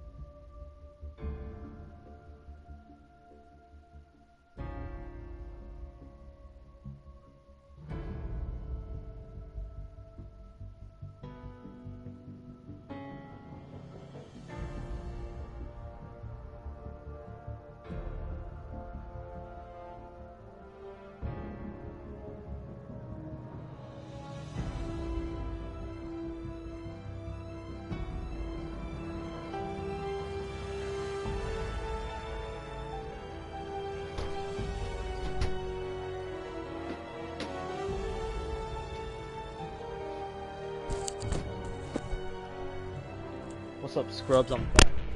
But hello, hello. We got one viewer in the stream.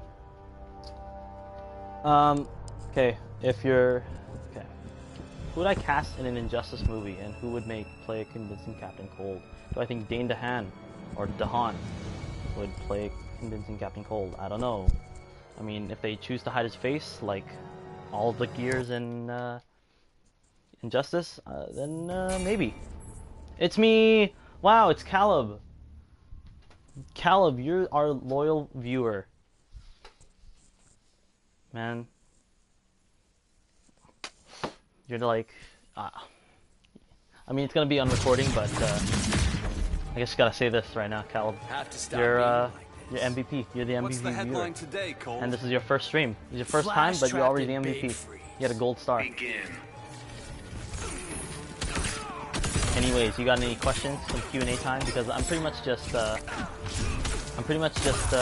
letting this AI rock until he loses.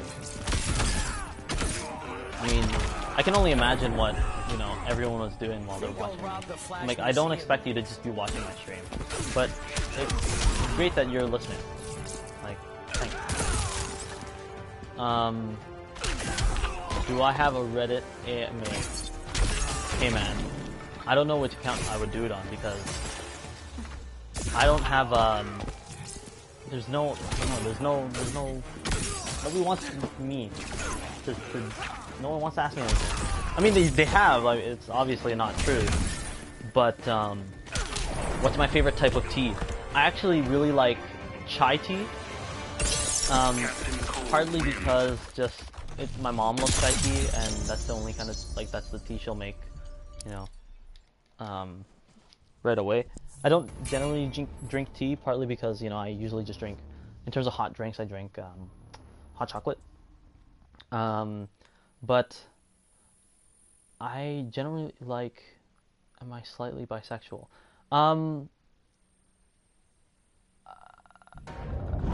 Get back to you on that. I next like question. what I'm seeing. That's what the boys usually say. Don't kill the messenger, lady. Begin. Next question, please.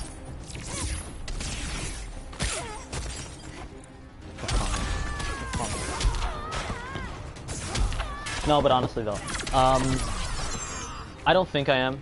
I mean, you know, people change. I don't know if I'll, you know, it's not necessarily gonna be, it's just gonna happen one day if it does happen. As far as I know now, I know that I am solely interested in women in terms of having a relationship with them, like, in any way. But I definitely appreciate, and I am so very thankful for for being a guy and having the companionship of other guys. What do you think about Western movies based on Eastern properties? Okay, wait.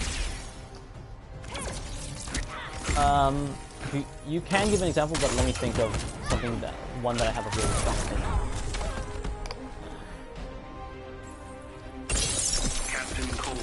Also, if you could clarify what you would define as, you know, Western movies based on Eastern properties, because if you wanted it to be like, you know, let's say Journey to the West was copyrighted, and so you had to do like a Journey to the West, but then not say it was Journey to the West or something like that, and then they just kind of did like a Western style Journey to the West, which would make sense, which I honestly think it would be cool.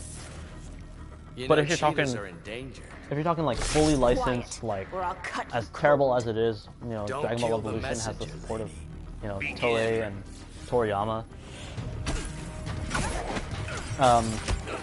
Then you know, there's two different discussions to be had.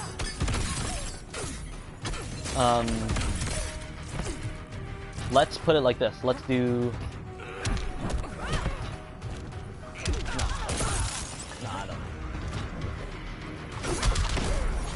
I'm trying to think of one that they did. Oh, okay. Yeah. No, but then that was like too much, like license or anything that refers to the original content, the source material. that's a whole different thing than, you know, homages or they're trying to steal. Like Ju-on and The Grudge, you know, it's like a remake. The Ring as well, I'm pretty sure. But especially Ju-on, I know for a fact that Ju-on is the original and The Grudge is, you know, a copy, I guess. Well, but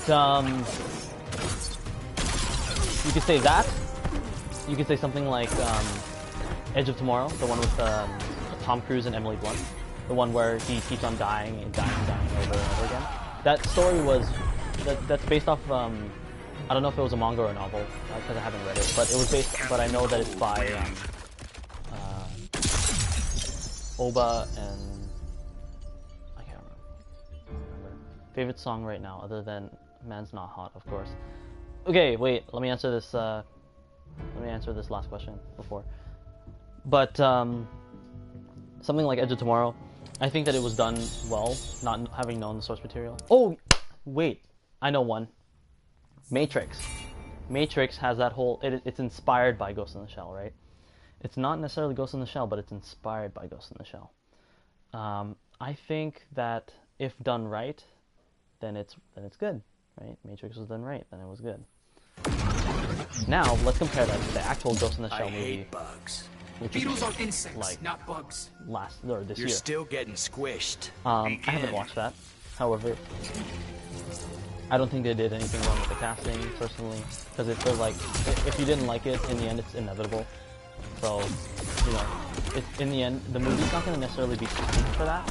It's more so just going to be critiqued if it's bad, right? You know, not necessarily the fact that, like, her performance maybe, but not the fact that she's just a white in, you know, in the role of a Japanese woman. You know, I think, based on the reviews, right? I think that, you know, it's not that inspirations or homages are better. It's just that you have more free reign in the end. Like, if you're trying to live up to the legacy that is Ghost in the Shell, and you're gonna make, you know, a movie about it, and, you know, you're gonna cast it a certain way, script it a certain way, then of course there's gonna be more pressure on it. But something like The Matrix, it has a source material to refer to in terms of like a concept, but it's completely original. So I think that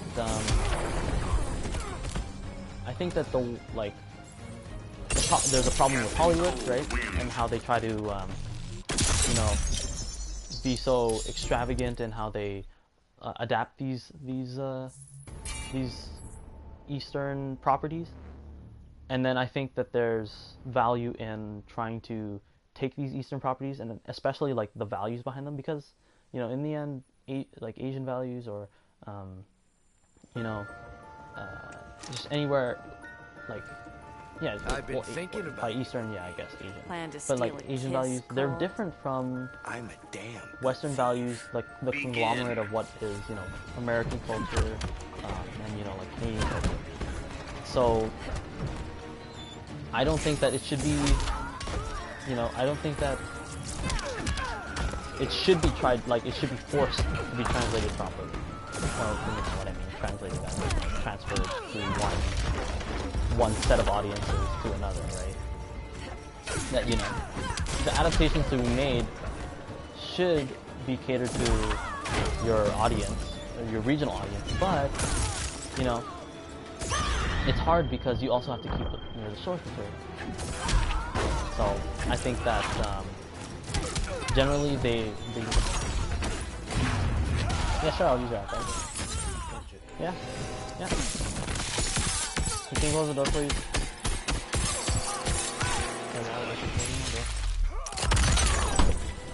Yeah, generally I think that it's I think that they can be done. Like, they're gonna happen all the time. But I think there's more value to be had in homages rather than straight up adaptation. And now, favorite song right now.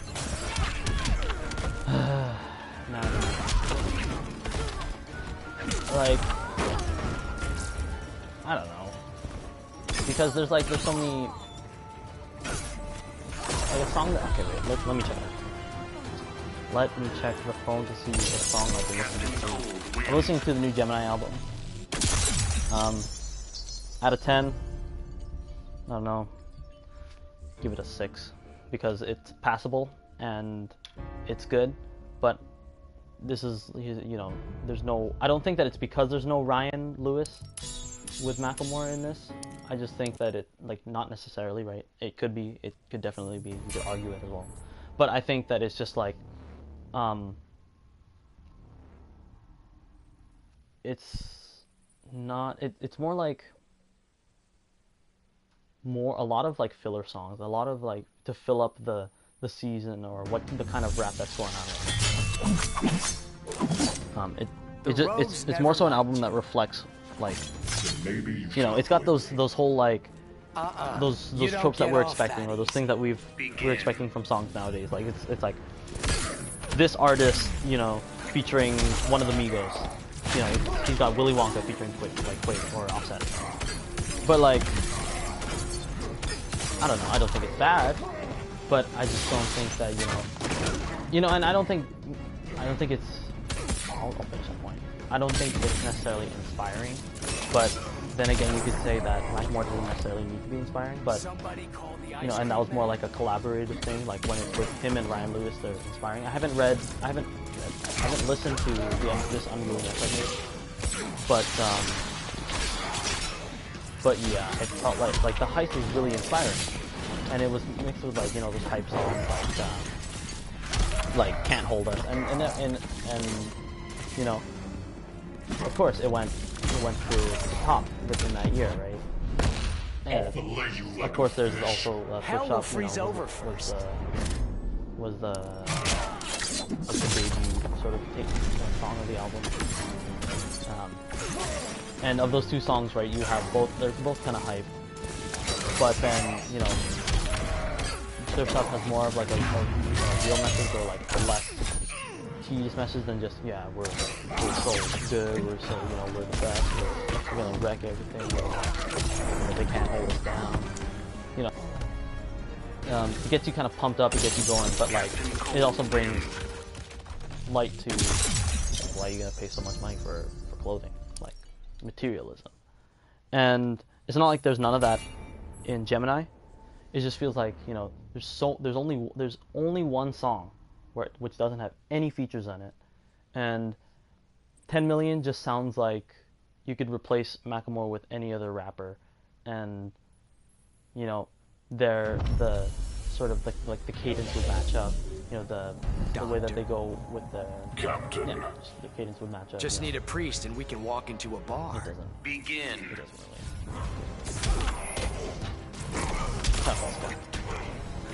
Not completely. What else have I listened to? Going off my download because I'm a little tight on that. Oh, and I watched a review of this song. So, Will He by Joji. It's a nice, calming song. It's a good song to, like, fall asleep to, and have all the Designed this gun myself. But, you know, it's something that I definitely, going into it, I was definitely biased by, you know, the fact that it's this particular artist, and that, you know, I haven't heard a lot of his music other than the music that is, like, released under another name, which is a very different song. So Will He I watched the music video first, and it was kind of, it was interesting. Captain Cold wins. And then I watched the review after, like, not immediately after, but, you know, a few days. And after watching the review, it's not like I've completely shifted my stance in that I think it's a bad song now. I just think that I just agree with what the reviewer said and with what the Needle Drop said, and kind of like, you know, I have my own sort of points or enjoyments. Frost warning. I'll protect That, you know, my you can children. enjoy Cover 'em with the you might be tarp. able to enjoy the song more if you're feeling, if you're within that same mood as you leaving? You going? Bye. Yeah, so Will He by Joji. I recommend listen to that if you want something to like just chill and relax to. If you want to listen to the lyrical thing. Instrumental, as you can watch the Neil Doc video on it, but like, you know, he said. Bye. Yeah. Goodbye to the stream. Bye. Okay. It's Stefan and some other people, so you know it's not weird. It's funny. I didn't know if he would actually say bye. Yeah. So I really when I hear a new song or just like a song that I find or something like that, if I really like it, and I think a lot of people do this, they'll kind of replay it until it becomes like dead and unenjoyable anymore. Like it's just, you know. I remember seeing Tom Sanders Vine, and it's like, you know, those things get posted all the time, those Vine compilations. But, you know, he has that short little bit about, you know, listening to this new song, and it's like, oh, let's enjoy it, and whatever. Oh, you can listen to it till you ruin it or whatever. But yeah, I find that that's really true. So, Will He is one of the songs that I've been replaying over and over, just because it's within my sort of like taste of mood, and I'm not really so picky on, you know, how well composed a song is. If it sounds, you know, if it can suit the mood that I'm in, sure, I'll listen to it, and I'll listen to it over. Can't believe Soups took you. The other song I've been listening to is actually not new. It's an older one. Just proves you're a toady. Begin. But, and it's, you know, it's from an anime. So I went back, I'm starting to go back and rewatch Naruto Part 1. And we just fought Zabuza for the first time. And they're still in the same OP1 and ED1. And it's ED1 that I'm listening to, Win by Akaboshi. What's interesting is that I don't remember the song. I don't even remember the ending animation, like the 1 minute 30 animation that there is in every anime. But like now that I am, oh, we're in caller. Hello. Pardon? I'm trying to eat. My dad left some food. I don't know. Kneel. Venom don't work at Absolute. He just left.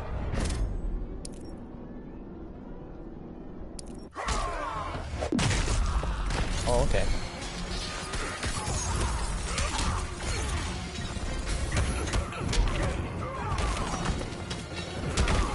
Okay.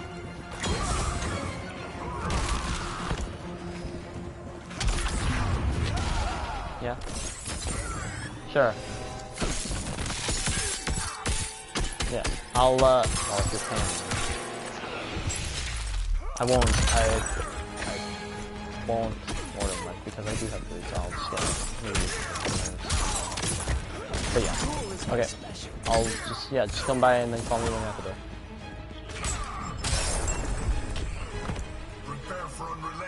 Yeah. Well, I got my classmates watching me now. So. Yeah, I think they can hear. I think they can't hear you, but I think it just escaped my mind that it's being recorded on stream. All right, just call me. Okay, I got a question. I got a question going up. I saw it. The time-old question. Okay, so wait. So to finish the last question, to answer the last question. So right now, the songs that I've been playing until I'll eventually get tired of them and never listen to them again is "Will He" by Joji, and "Wind" by Akaboshi. And what's interesting about the first one is that it's very like depressing. I mean, I don't know. It's just interesting to me. It's just depressing, and it's like it's not like trying to bring light to anything, you know. It's all in the lyrical. And with Akaboshi's, his lyrical is actually completely in English. Yes, he does have his accent does like, you know, shine through, and it kind of, you can say as a song, you know, with in the English language, it kind of takes away the fact that he has an accent that, you know, can misinterpret some of the things that he's saying. But the message, like the lyrical as well, is really nice, as well as the instrumental. So yeah, those are the two songs I've been listening to right now, and they're maybe my favorite songs right now. So dubbed versus subbed.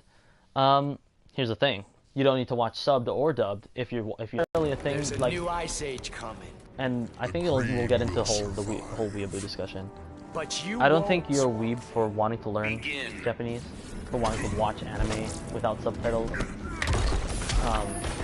or because you don't like the dub necessarily. Like, I don't think you're a weeb for any of those reasons. But if the moment you think that you get more out of it because you know Japanese, because you're not reading any subtitles that are being, you know, being put up by translators, right? Or you're not watching the dub, which is inferior and can sometimes change up the script entirely. The moment that you think that you're part of this elite class of people who can speak Japanese, you know, you then fall into that whole you're a weeaboo, because it's the same thing as thinking you're Japanese. Because if you think, you know, you can speak the language or you know, understand the language vocally or verbally, you know, or even just read whatever, you know, writings on it, like, and you don't originate from Japan, you know, or you don't have that culture, you know, as a part of your identity, right? Or you're just not Japanese at all, you know, then you are a weeaboo and you don't deserve, like, I don't care what you say. I don't care about your opinion if you think that, you know, oh, I don't have to watch the dub, or I don't like the dub. English is, you know, it's for plebeians. You know, I don't need to watch subs because I speak Japanese. Like, You've shut up. always had Nobody it cares. out. Nobody wants to hear about it. Not If necessarily. you can watch your anime Now you're calling me a liar? in Japanese without subtitles, then good on you. Just don't watch it near me, please. Like, I don't need you to tell me what they're saying. Oh yeah.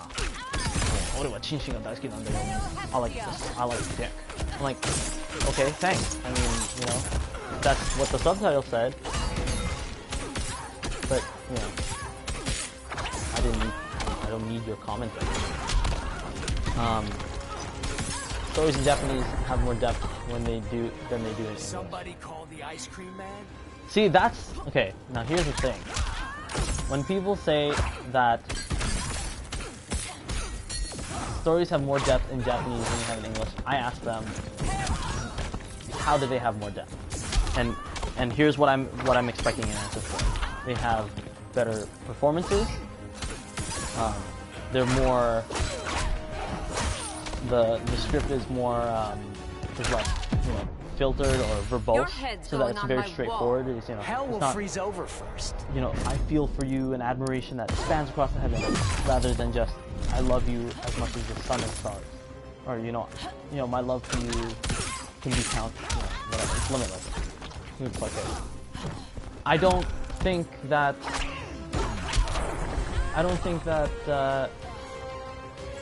You know, you can argue that and say that it has more depth because of that sort of, like, lacking that verbosity, sure. That, you know, all those adjectives being used or whatever, the change in script, or the fact that, you know, certain sayings are used. Japanese language is way more deeper and complex meaning than English language. Our Western can't handle. I can go nuclear in seconds. Time to put that fire out. Begin. However, I'm not trying. Okay, I want to be made to think that I'm trying to argue the point that, like, minds prepared. Or Western minds can't handle unlike prepared. Oh, okay. See, but that goes the same thing for English. People won't understand English euphemisms or you know, sayings like that unless they're, you know, translated. It goes for every language. You can't translate everything.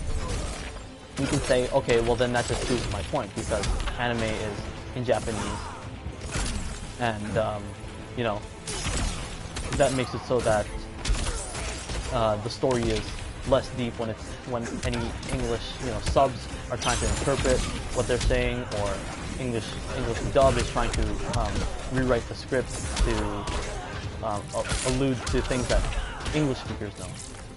Then I beg you this question. Let's talk about a heavy story-based animation that is not from Japan.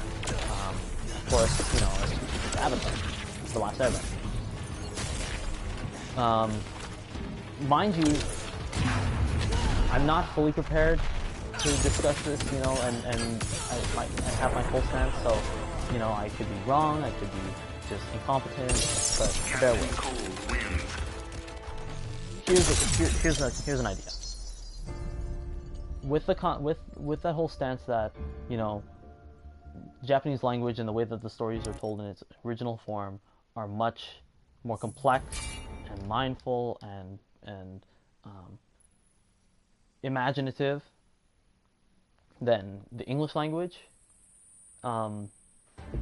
With that whole idea, it begs the question. So well, then take something like Avatar: The Last Airbender. I'll bring him your corpse. Do you think it would have more depth one messed up family than it has in English if it were in Japanese? Not saying as if it were produced in Japanese or script written in Japanese, because that's not how the process works.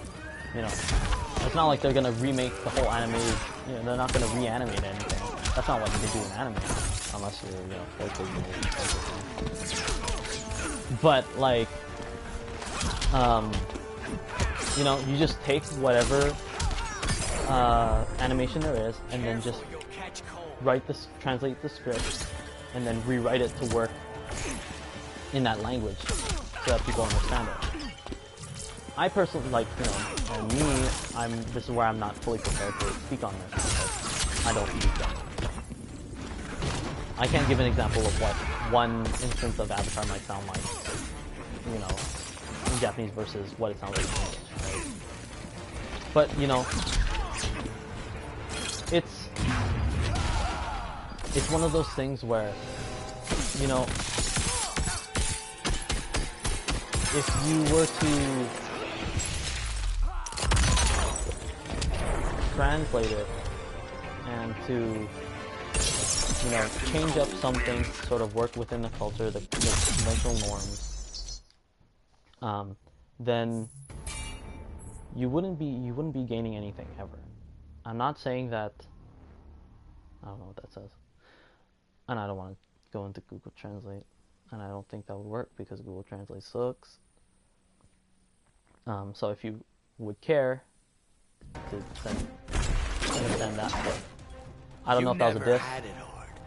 Spent a year stranded on a desert island with a silver spoon in your mouth. I don't know. Begin. But let me just finish my point. Dub versus sub. Dub isn't better than English dub is not better than Japanese original dubbing.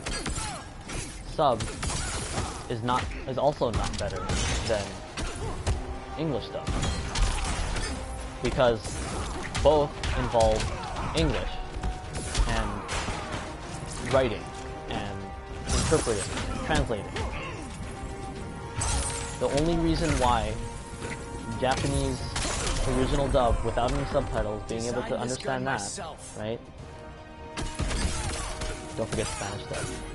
Oh man, it's a whole other beast, like Korean shows and stuff. The only time I feel as though any dub, okay, here's it. I think I've made my point clear.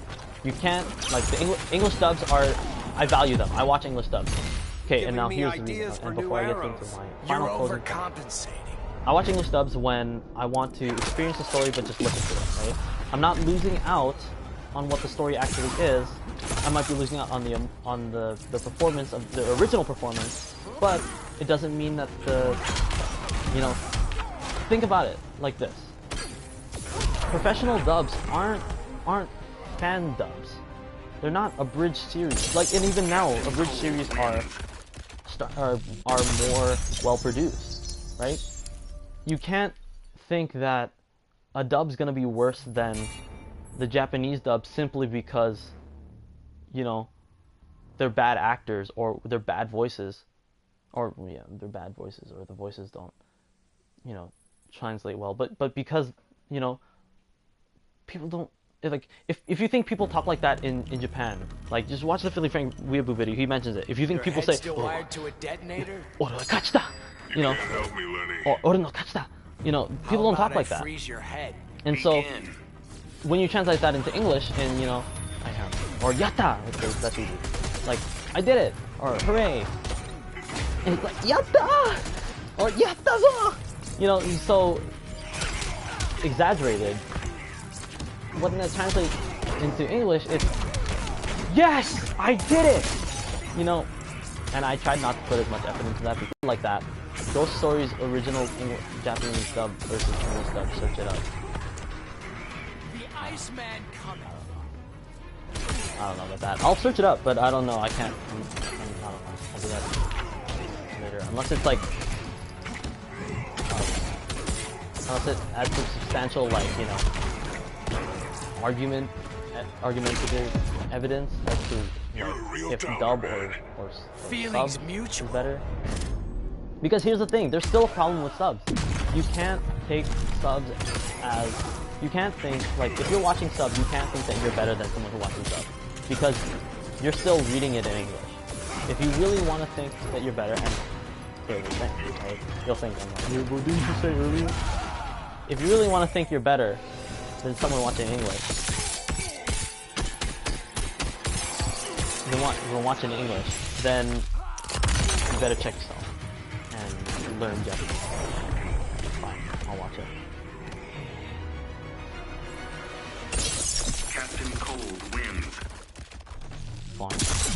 Can I find it on YouTube?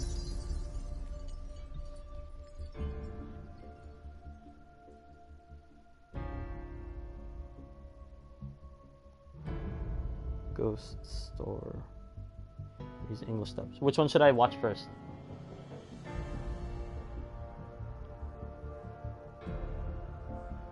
Which one should I watch first?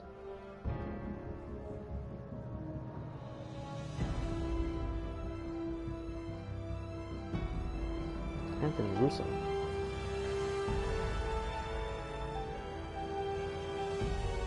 Dub. Oh, sub versus dub. The video. Yeah.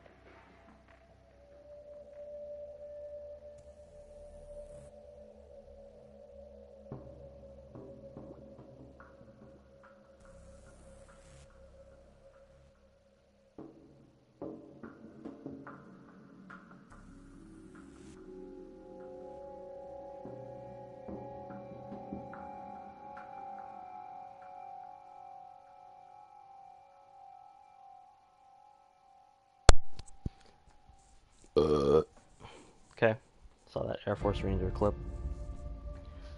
And, although I laughed, it's pretty funny. You didn't hear me because I put it on mute because I didn't know what my reaction would be. I didn't know how loud it would be. It's pretty damn loud. But yeah, in terms of what my stance is, dub versus sub, it doesn't really change anything. I didn't say that dubs are better than subs. I'm saying that the English dub will never be better than the original. And same thing goes for Japanese dubbing or Spanish dubbing or whatever dubbing, you know, of changing the language and translating and interpreting.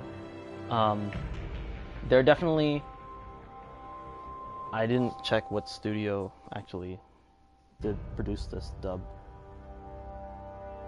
So if you could post it, put it up in the chat, then that'd be helpful so no one wouldn't have to search it. But I will search it regardless.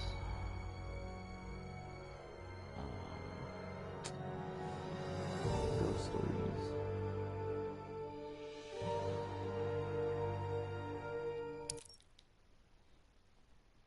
Ghost stories. Dub. Ah, Scheitze. Dub. No, sorry, wait. Dub. All right.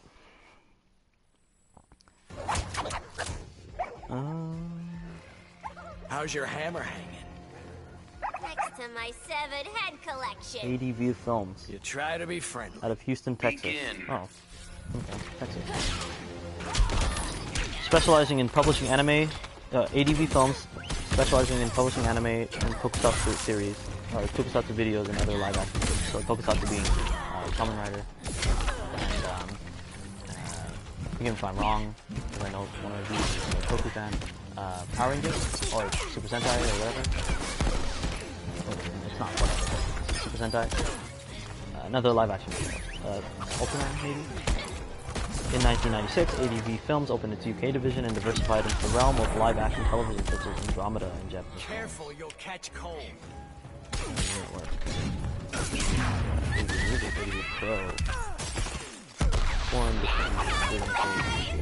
I was looking for here to mess. Okay, wait. ADV Films. Been ages since I had this kind of fun.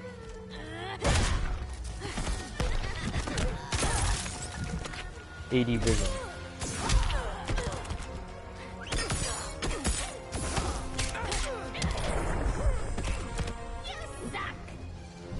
What happened to ADV Films?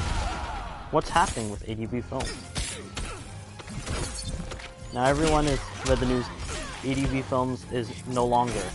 Unsurprisingly, the comment in various internet forums, including ANN's own, make it obvious that people haven't read between the lines. Unfortunately, ANN's editorial policy forbids us from pointing out the obvious conclusions in the news article itself. No editorializing permitted in our news articles. Okay. Unfortunately, there are other vehicles which we can address issues like this. Often, at times, okay, well, they're not gonna give their full point, so I gotta search for this still.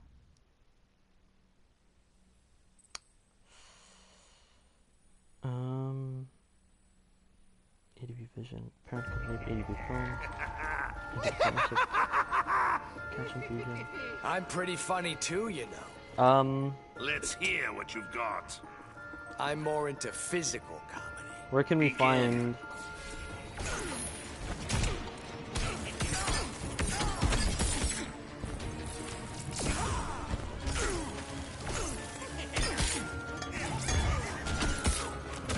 It has credit problems and hostile shareholders. Maybe because they're. Well, let's just assume that. Let's just assume the anime they produce is, you know, the dubs they produce are of that same quality as Ghost Stories. Funny. Laughable.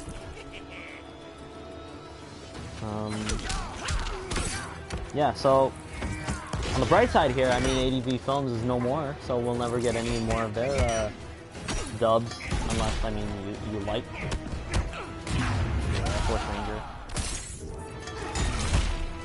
And see, that's where you can just come to the point where, you know, like, taking a script into, like, a completely different direction and, you know, making it work in terms of, like, content, it turns, like, something with a Norwegian story into like just utter nonsense, right? But then, you know, that's why then you just have two different versions. You have, you know, like what was it, that one Yu-Gi-Oh dub that is just really lame, or even the Ocean dub, right? So for Dragon Ball. So yeah. Yeah, my last point. The only time I think, and I hope, I kind of have a hope that a dub will be better than the original dub, or any other dub, right? Where the dub that's superior will be better, will be superior to the original, like, Japanese or whatever, is Monster, by, like, based on manga of the same name by Urasawa Naoki, or Naoki Urasawa. I watched it, and I watched it in Japanese, and I wanted to watch it in English, but I haven't got to it yet. The main character is voiced by Liam O'Brien in English, who is the voice of characters like Gaara in Naruto, Jushiro Ukitake in Bleach, the captain of the Third Company. And, you know, he kind of has the same, like, raspy, but like gruff and raspy. Why is that, Cold? I sound like this. Nobody pulls off a cape. But yeah, Begin. not a bad voice at all, and it's definitely recognizable. But yeah, I think because of the setting, I think Monster would. I'm really hoping that if it ever happens, because it hasn't happened yet, that the show will be dubbed into German, because it takes place mainly in Germany and the surrounding countries. And there's a lot of characters that aren't in fact Japanese. And so the whole idea that I thought that, you know, I was actively thinking this whole time that, you know, these are non-Japanese people just speaking fluent Japanese. You know, it's kind of like, and you can't really tell their accent. Like, if they put, Somebody call the ice cream man. and I don't know if they put an accent for this stuff, but like, you know, I can't really differentiate the voice, and I don't expect I will in the German dub. However, it'll just make some contextual sense. Of course, have you ever started watching an anime just for one specific character? I actually watched. That's interesting, because there was a time in my life when I was younger that I watched anime, that I got new anime suggested to me off of the ecchi doujins that I read. And so I started watching series like Amagami SF, which is good on its own.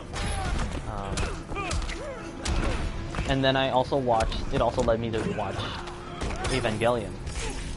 And Evangelion is the one that I watched solely for Asuka, because you know, she was the one that I read in those doujin. And she comes in at what, episode 8? Like all the way in, like, you know, episode 6 or 8 or 5 even. Like, just she's definitely not a starting, like, on the starting line of characters, right? We're not introduced to her right away. But I was waiting for her. And when she showed up, you know, I was kind of expecting a lot, and I thought her introduction episode was kind of just pretty okay in the end. But yeah, of course, Neon Genesis Evangelion has its own slew of problems. So, you know, kind of like yours won't conceal my lack of enjoyment of the series overall wasn't attributed to the fact that, you know, Asuka wasn't the main character. She was like, you know, her characters in that show to a degree. But yeah, that's one of the series that I started watching just for one specific character. Because I mean, I did read doujins with Shinji, and he wasn't as much of a little bitch in the doujin, but it was definitely that led me to watch Evangelion. I could say the same for Amagami. Because it's like a pseudo harem where each girl has their own arc of 4 episodes in the original series, first season, or whatever you say. I seriously only watched the first 4 episodes because that was her entire arc. Yeah, so One limited.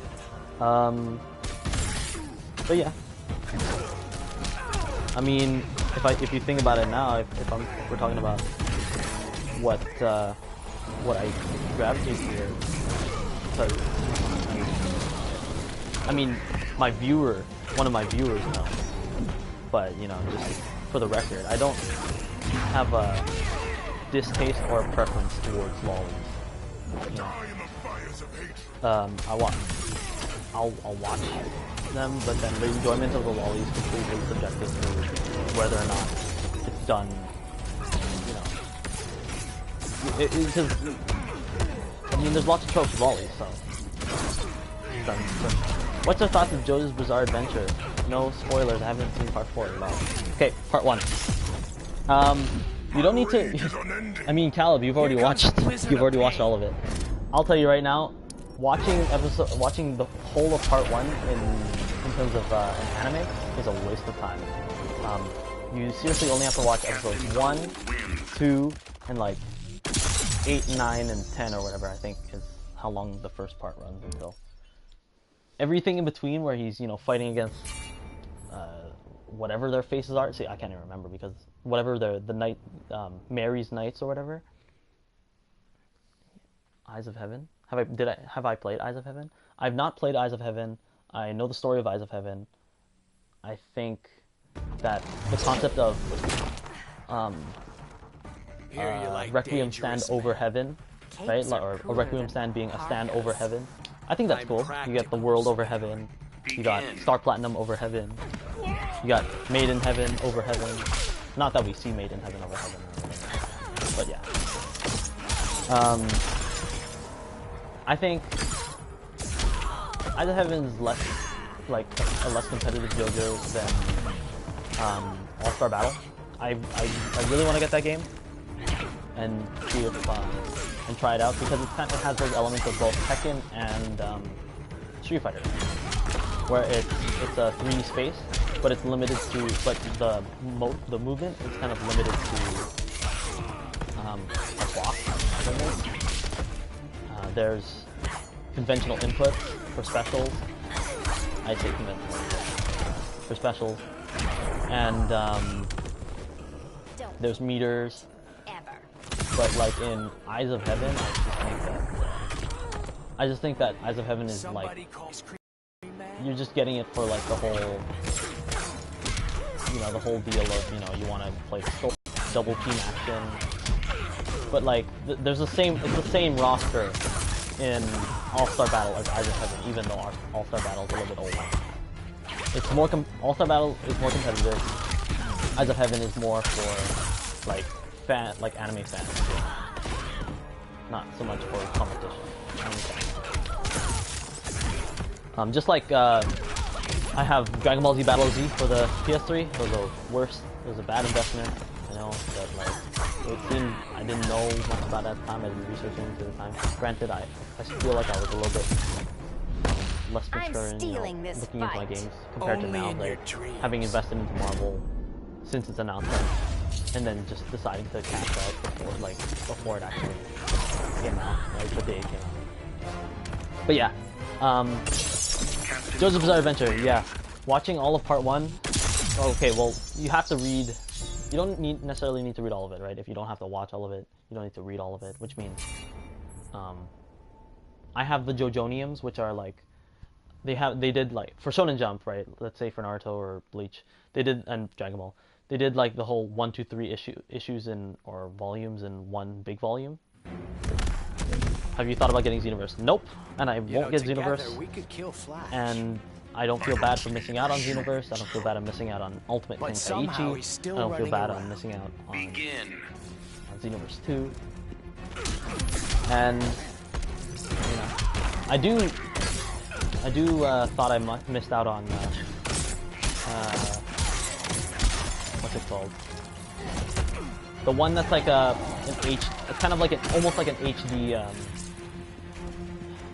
Budokai Tenkaichi on the PS3 and Xbox 360. Like there was 2 of them. The one with I don't want to get the name wrong.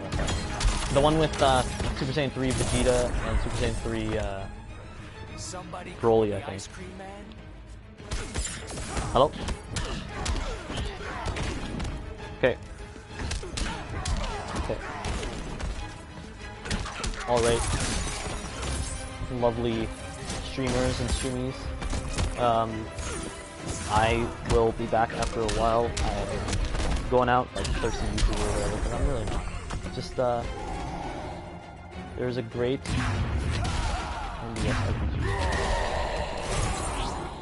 okay, the connection quality is not sufficient to broadcast gameplay, but if you can hear me, please like subscribe or turn on notifications. Like I'm not gonna flood your notifications, there's no fucking way. So just I'll try to come back tonight, but yeah, if you turn on notifications, then you know, you'll be able to tune in right away when I start streaming, and we can just have a little sit-in and just talk about games and anime and all that junk while you watch whatever you're watching or this AI battle.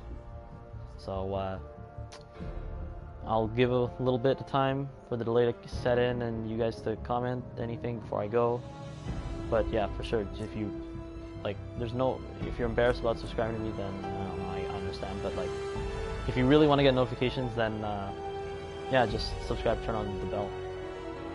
There's no reason not to. I mean, I don't upload daily. I don't need a like on my video. I actually encourage you to dislike my video. Create multiple accounts, dislike my video, and comment with each account.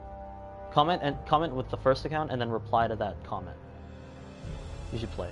Okay, well, if that was Dylan's last comment, then yeah, if Cal wants to say anything, then I mean, you would have said it by now. But otherwise, have a lovely evening, or noon, or morning, whenever you're watching this, because I'm thinking about, you know, the record, right? I honestly hope that people will watch my content eventually. But yeah, that's it for now. I might be back today. No guarantees. But thanks for watching. Thanks for listening. Thanks for asking your wonderful questions. I like how we got into a little bit of a scuffle. That dub versus sub one. I laughed at the yeah. Okay. Peace.